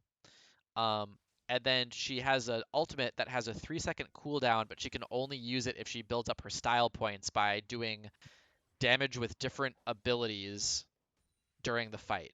She can't just charge up using one ability over and over. She has to use all of her different abilities to deal damage, and once she charges it up, she can use it over and over again on a 3-second cooldown. She also has a big dash that she can use to get to allies or enemies. She does a lot of stuff. Her ultimate is like a circle of death, kind of like Katarina, where she heals. Hate the circle of death. It's not fun. You don't want to be in the circle of death. Looks like Scott Tana has finished the Bambi Cinder, which is going to help him push out these waves without using too much mana. Lucian now up 37 CS on the Zed. Lucian has also got a kill, so no more advantage there for Zed. Yep. He has personally has 3,500 gold, which is more than anyone, including the Samira. It's like the Zed is in. Lucian a little bit low on mana. Looks like Zed's going to try to execute him with the ult, but the Ignite's going to come out from Dandelion. He's going to take a tower shot despite using the Zed trickiness, and the Ignite's going to tick and kill Zed. Another kill for Dandelion. Yeah, I don't know. I mean, the Zed, that's, got him pretty close, but just far enough back that I don't know if 1v1 is going to Oh, be. nice combination from the married couple. The Lucian ult into the Nami ult, picking up the Samira with the wave, then another kill going down on the Lux. The Echo is just not there in time with the teleport, and the that is out of position. Looks like they're also going to catch the Echo with the counter teleport from the Maokai, going to root him up, and his ult is not going to be enough, and they're going to transition this right into one of the cleanest transitions to a Dragon that you can possibly have, just picking up the kill and immediately starting it. So that's going to be one dragon apiece, and now a 1,000 gold lead for 10k. Looks like Lee Sin's going to throw the ward down, going to try to find the Zed with the Q combo, but No follow up there. Zed gets out, doesn't try to, assassinate anybody. Backing, doesn't overcommit to that idea. yeah, that's right. It's a little bit of a dangerous play. He wants to follow it just to force the Zed to W away, but ultimately it's not going to come to much. The Samira is getting scary. I mean, she has 88 CS, but only one kill. So, although she is behind Dandelion and Lee Sin, she still has a lot more gold than Kalo Blau currently, unfortunately. So that bot lane matchup is really going to be something that 10k is going to have to be careful of. So is Samira? How does Samira scale? I mean, obviously, you put enough gold on anybody compared to their opponents, it's going to be dangerous. But how does Samira scale versus some of the other ADCs you might see with this sort of a gold lead? Samira considered an early game champion, so she falls off unless she's fed is kind of the general theory. Is is like a lot, but not an absurd amount of CS enough to get her fed, or does she need kills too? Um, I mean, she hasn't really hit like a power spike yet since she hasn't finished an item. So even though she's obviously very favored to win individual trades, I would say that she's still at a very manageable place, especially considering that the Bork has been finished by Dandelion, which is an excellent dueling tool. So we'll just have to see. It all depends how it plays out. Like, I mean, Urgot is supposedly a scaling champion, but he was able to find a way into the game despite not getting that many early kills. But here comes the gank on Maokai. He's going to clear them out with the Q. Just not even that much damage done. And looks like Dandelion might even be thinking about rotating to collapse, but the Zed's coming too, so it might be a 2v3. Looks like they're able to read the map, understand that it's not a great play, but meanwhile, the Lee Sin is in the bot lane, potentially looking for a kick. The ult is up. Nice Q from the ult. Here comes the Q dash and the kick under the tower. It moves him kind of sideways. Kalablalo is in, diving under the tower, is able to get a kill and then get the reset and jump back out. Meanwhile, Dandelion gets a kill in the mid lane. What a great series of plays. Oh, and Lux misses the Q. Here comes the challenging smite from the Lee Sin. He's on the chase. He slows down the minions. Here comes the flash forward from the Nami. The Q follow is going to be there for the Lee Sin. He's going to dash under the tower and then W back out to the Nami. Meanwhile, Team Beyonce is getting the Rift Herald, but overall, a really impressive set of plays by 10k, extending their gold lead to 2,500, and they might be getting the first tower off this too. Is he strong enough to get out? Looks like he might still be safe enough. Yeah, 2 turrets over to 10k as well.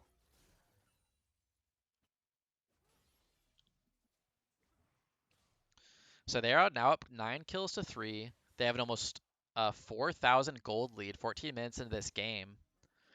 It's looking pretty good for them. I mean, the amount of assassins in dive that Team Beyonce has is a little concerning, but really a lot of them are just not doing well. I mean, 0, 2, and 1 on the Echo, 1, 3, and 1 on the Zed, 1, 2, and 1 on the Samira. Just like none of these assassins are getting fed, and they're gonna have to deal with a very tanky Scott Tong pretty soon here. Looks like there is a rotation going to the bot lane. Pantheon is here with the Rift Herald.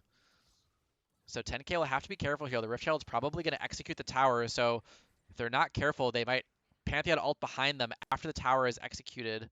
Looks like they're respecting that. They're going to back off, give the tower, use the Nami Q to disengage. Here, comes Dandelion with the flank. He's got the control wards. They don't know he's there. He's already done a lot of damage to the Lux. Here comes out the ult, but the Pantheon shield is going to block some of it. Here comes the Waves trying to fall up, and it is going to catch the Lux. Here comes the dash in from the Dandelion with the Bork. Is going to be enough to kill the Lux, and that's a kill 10k. Really nice play. Here comes the Zed to maybe try to clean something up, but I think they know what's happening. Dandelion standing on a ward. Doesn't look like anyone on the red team took too much damage, and like if it was anybody but the Lucian, I'd be worried about maybe getting caught by the Zed, but he can handle that. Yeah, and Lee Sin dashing in, able to find the Samira. Samira is shut down, not able to use her W defense effectively enough. The Dragon's up in 14 seconds. Looks like they're going to be able to turn this into a drag. Yeah, really nice sequence by the red team. Yeah. They're now up 4,500 gold. Hypnotic Toxin goes over the tower, is dueling with the Pantheon and the Echo. He's able to get out W to safety. Kalablalo jumps in. He's rooted up. The damage is coming out, but it's just not enough. He's able to flash heal away. The Echo tries to get back. Now Kalablalo is going to fall to the Lux ult, but Echo's having to run away. His ult is blown. The Q lands onto the Lux. She's going to go down to the Lee Sin. He is so strong. Yeah, And that's seeing that Lee Sin stuff. Yeah, that's a 2-for-1 in favor of 10k. Their gold lead is now almost 5,000. Samira is going to catch the next Lee Sin Q. He's going to dash to her. She is building up the style bar, but it's not quite there yet. Oh, the shutdown onto Lee Sin, but they are going to get the dragon. Samira does get a shutdown there, and she now has 2 kills, 114 CS. She has 6,200 gold. Still less than Lee Sin and Lucian.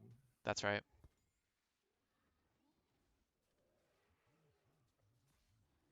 Looks like Kalablalo's going to go split top, which I really like because the top tower is still alive. And he's able to safely farm out and shove in and just kind of keep the Echo there. Hopefully he will not die to an Echo tower dive, but I really like this because if Echo has to leave for any reason, Kalablalo is going to be able to take that top tower really easily. Tristan is an excellent tower pusher. Looks like the Team Beyonce has shortened up the gold lead to a little under 4,000, but still a nice healthy lead for 10k at 18 minutes. They're up 2 dragons, and the Rift Herald is up in... Oh, no, sorry. Both Rift Heralds are gone.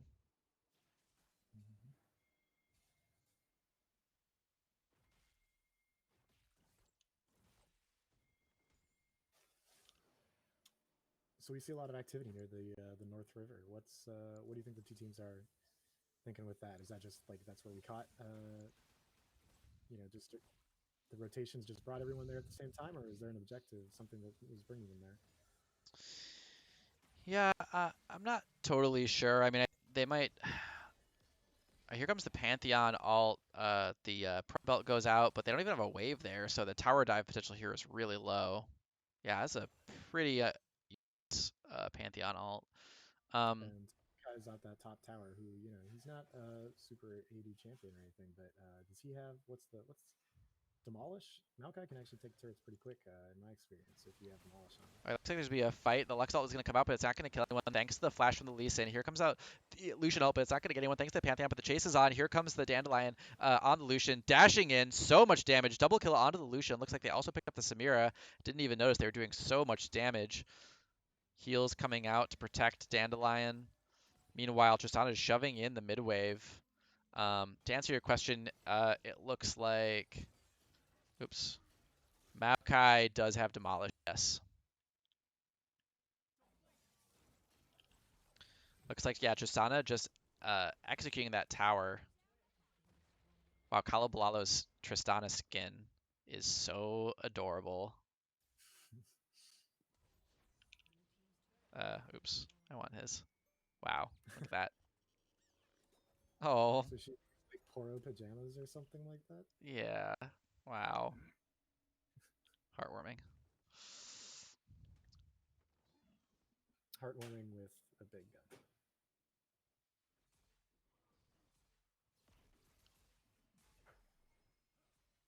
So if you're the blue team, you're the coach, you're the strategist. What's the call you're making? For the blue team, I mean, they need to farm up, try to close out this gold lead, and they need to start setting picks. I mean, their comp is entirely pick reliant. They can't keep taking fights. The problem is that Lee Sin is so good in skirmishes, and so is Lucian. I think that they want to try to look for picks onto Kalabalalo or City Mouse, or maybe even Maokai, try to like dive in with a bunch of people. But it's all risky, you know, because like Maokai and Nami have good self peel, and it's just hard to catch them. And they're, you know, Maokai is very tanky, and Nami, you know, is often with the team because that's her job, so she's not alone very much. But yeah, blue team really has an uphill battle to fight here. Their comp really relied on them getting some early kills, I would say. You know, you need someone to be a big kill threat, and just no one on their team is. Hmm. So is Samira the only person on the blue team who's really had enough gold to feed themselves? Yeah, I would say so. Looks like they're all the other two are at about they're all other three are around 5,500, 5,600. Um, which yeah, just given the comp of 10K is just not enough. You know, if you looked at the finished items, you know, Echo has a finished Proto Belt, but no Lich Bane. You know, he's working on a Zonia's, a defensive item, because he keeps dying. He can't even burst down this Maokai. You know, Pantheon hasn't even finished anything other than Moby Boots and his Warrior Enchantment yet. Here comes the Lucian ult paired with the Nami ult, able to find the Samira, the only person who really posed any threat. The uh, Lucian's going to be able to finish off the Pantheon. Meanwhile, Maokai is winning the trades, the top lane. Yeah, this game's coming up all 10K. Yeah, I don't think Echo getting out damaged by Maokai, that's a bad sign. Yeah, yeah, that's right. I mean, you know, if Echo had taken Conqueror or Dark Harvest or something, he might have a chance. I mean, there are builds of Echo, you know, maybe with Leandries or something like that, that could be more effective against Maokai. But just the given the setup that he has and the fact that he wasn't able to get an early lane advantage, it's just really hard to fight into this Maokai, who doesn't even have that much magic resistance yet, right? Like he's on Mercury Treads, Null Magic Mantle, and he's still hard for this Echo to kill. Right. I mean, the Echo is not damaging the Maokai. He brings absolutely nothing, right? Maokai's got all that CC. He's so tanky, right? Yeah, It's that's got to right. be kind of for the Echo in the top lane. Yeah, that's right. And here comes the Hypnotic Toxin over the wall with the kick, displacing the Pantheon. Here comes the follow-up from Dandelion, and Hypnotic Toxin gonna pick up the kill. 8, 3, and 4 on this Lee Sin. Dandelion 8, 1, and 6 on Lucian. This is a crushing. They're up 8,000, almost 8,000 now. Just running all the way through the jungle, doing whatever they want. Lee Sin now 1v3, taking so many ults. The peel from the Nami with the bubble. He's still gonna find a 1-for-1 trade despite being like 2v4 there or something like that. Something crazy. I mean, he was like 1v3 for a while and just like wouldn't die. Echo, you know, throwing out his W like he's gonna charge in on this super fed Lucian. One of the weakest bluffs I've ever seen.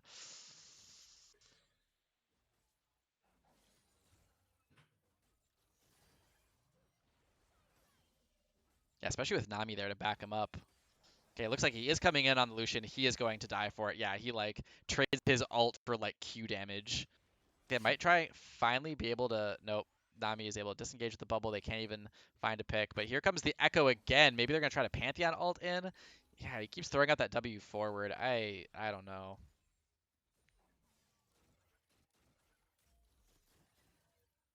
Yeah, this guy is like. No, he hasn't paid for it too much. I mean, he's putting a lot of resources into it, but also like, Oh, looks like they finally do pick up the kill onto the Nami with a Pantheon and a Samira. and it looks like they're rotating to Maokai as a team. Yeah, Maokai's been able to do so much tower work while they've been dancing with the bot lane, but here comes the 5-person dive onto Maokai. He does have the ult. Let's see what he does. He's rooted and stunned. Here comes the Lux ult. Takes a lot of damage. He tries to flash the wall, but doesn't quite make it here. Oh, he didn't let the ult go. Looks like the call was made to let him go. Dandelion getting some damage onto the tower, but I don't think he's going to be able to do it. Here comes the Pantheon ult. It's going to be landing. Oh, they thought he was going to run towards that brush, but he didn't. So wasted Pantheon ult. Yeah, seems like that went reasonably well for the blue team in terms of execution, but like, what do they get out of it? Like, they killed Maokai, but Maokai gets a lot of damage on the top turret. Yeah, and you know, they shortened up their gold lead because like now they're at what like uh Six six thousand. 6,000 ish. Yeah, so they shortened up by 2,000. So I guess that's actually pretty substantial. Um, but yeah, I mean with 19 to 10. I mean, this Lee Sin's just going crazy. Finds the Echo, kicks him away from his own tower. Here comes the Pantheon to try and stun him. The Echo ults out to looks like the Pantheon or the Lee Sin now 1v3. Here comes the Samira too. Looks like Lee Sin might have bought off more he can chew because the luck shows up as well. He was 1v4. Looks like he might have, you know, might Maybe not have the been a most little bit too efficient. aggressive, but he's just so strong and able to pull so many of them top. Meanwhile, we've got the Tristana pushing in the side lane, although she's gonna have to back up because of the threat from the Zed. But here comes Mr. Maokai with the sap rollings, rooting up the Zed. Zed trying to W away. Yeah, he's got to be careful of that tree. Because here comes Dandelion to back them up. Looks like we might get a fight in the jungle. So hard to fight Maokai in the jungle with the Saprolings providing vision and slows through this empowered Saprolings. Here comes the W onto the Zed, who's immediately going to throw out his own W to try to run away. Looks like they're setting up some bot lane jungle dominance in terms of vision and Saprolings in order to set up for this dragon, which is coming up in 50 seconds. If they get that dragon, that would be huge. Looks like That would be Lee the Sin fourth is dragon. onto the Echo again. Sorry? Fourth dragon for the red team. Yeah, Yeah, be fourth dragon for League of 10,000 Lakes, which would give them the Cloud Dragon buff and allow them all to use their ultimates even more often. that doesn't sound that good. You don't like ultimates? No, nobody on the red team's got a good ult, right? Yeah, look at this Pantheon just taking so much damage just from the Lucian basic abilities and now going down with a little help from Maokai. Yeah, this position is so hard to play from.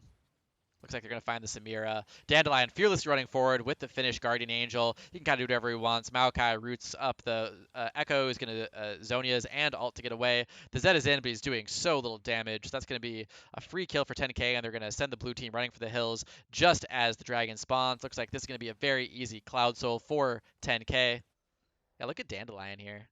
Yeah, he's just holding off the whole team all by himself. But, you know, he's proven he's a scary gunner. Yeah, I mean, he's 8-1 and 7 on this Lucian. Cole is huge. Looks like they might be looking for a play or a flank. But they did step on a ward here, but they also put out a ward of their own. Looks like blue team has done a decent job warding.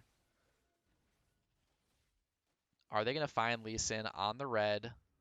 Looks like he has a ward. Oh, looks like the call is made for them to move towards the Baron. Looks like they're clearing out the control ward from the blue teams. They're going to know they're going to do it. Here comes the Echo onto the Lee Sin. If they kill Lee Sin, they're not going to have a jungler, but it looks like Lee Sin able to get away, rotating towards the Baron pit. Zed is the recipient of the Q. Lee Sin jumps in, but he's able to W away. Here comes the Nami ult in order to peel them off. Meanwhile, looks like the call is made. They're turning off of the Baron. Looks like the Echo's going to be the first to go down. Looks like they might be looking for the Zed afterwards, forced to flash away, but Kyle is following him with his own W forward. Looks like Kyle goes down, but Zed is traded back. That's 2 down for Beyonce, and looks like Scott Tong fearlessly going under the tower. Hypnotic Toxin following him in. The damage isn't quite there follow up, but now he follows his own Q in, kicks the Samira back, and is able to facilitate another Q onto the Samira and take a couple tower shots, and that's 5 dead for 1 in favor of League of 10,000 Lakes. Damn. I love it. I love seeing Lee Sin do exactly what we talked about pregame. Yeah, absolutely. He's huge. He's 11, 5, and 7. He's got the blade or the Black Cleaver. He's got the Death Dance. He is just so strong in these skirmishes, and that was a really great kick. And that was the one great kick they needed to end the game. It looks like Echo and Zed are the only ones up, but I don't think they're going to be able to stop them from ending here. No, not at all. I mean, Dandelion still has the Guardian Angel proc. Really nice game to finish it out. Raised a ton of money for charity. Great job, 10k.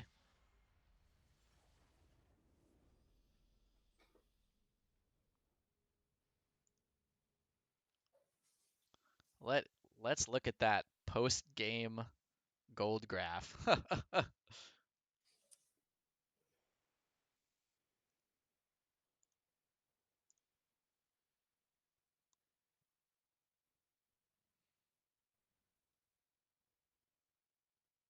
Kind of what I expected.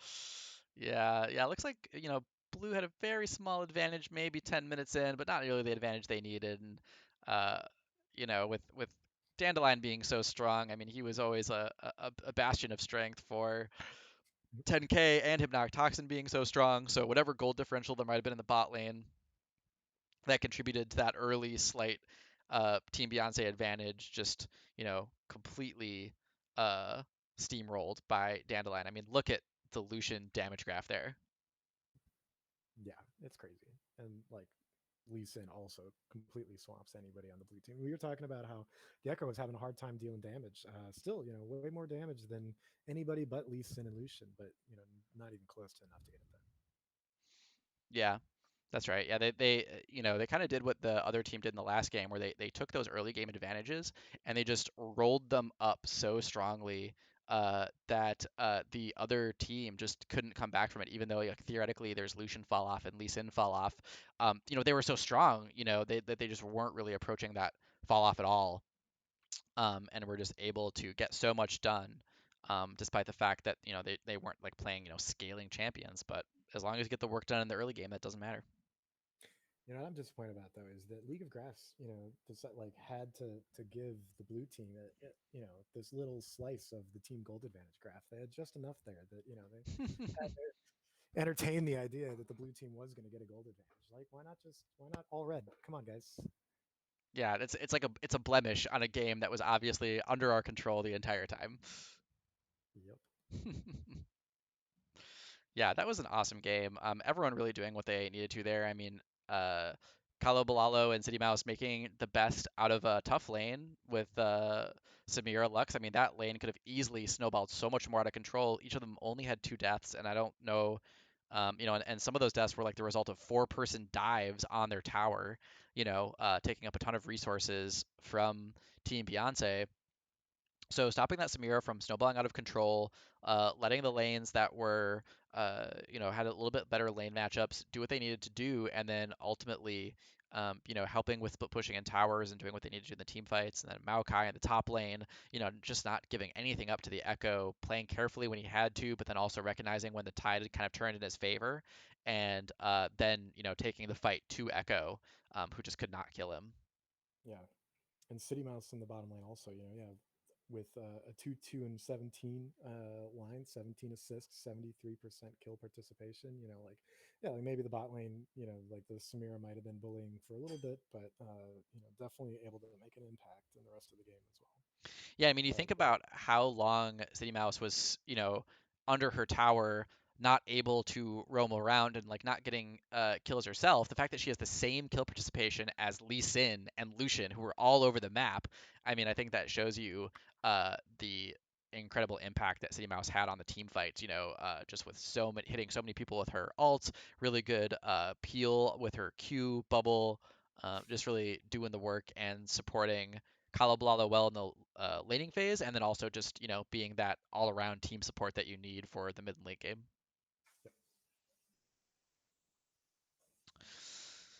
So that is the Clash for Worlds. If you haven't already, please do donate to the Biden Harris campaign. I'll have the totals and I'll post them on Facebook later for how much we raised for Biden Harris over all of Clash today. I'll use the average points from the 3 games that were played and average those out and assume that we would have scored the same number of points in the forfeit game in order to calculate the total donation.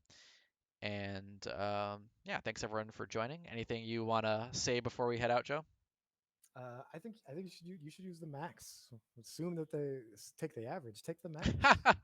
They're definitely going to do at least as good in that game as they did in any of the other Yeah, the other outcomes were complete outliers. games. Anything other than the most number of points, was just obviously the worst possible luck. Right, for sure. Yeah, well, I'll add it up and look at my bank account and then decide that one. Sounds good to me. Yeah. Well, thanks for joining me. I really appreciate it. So much more fun to do this with another person.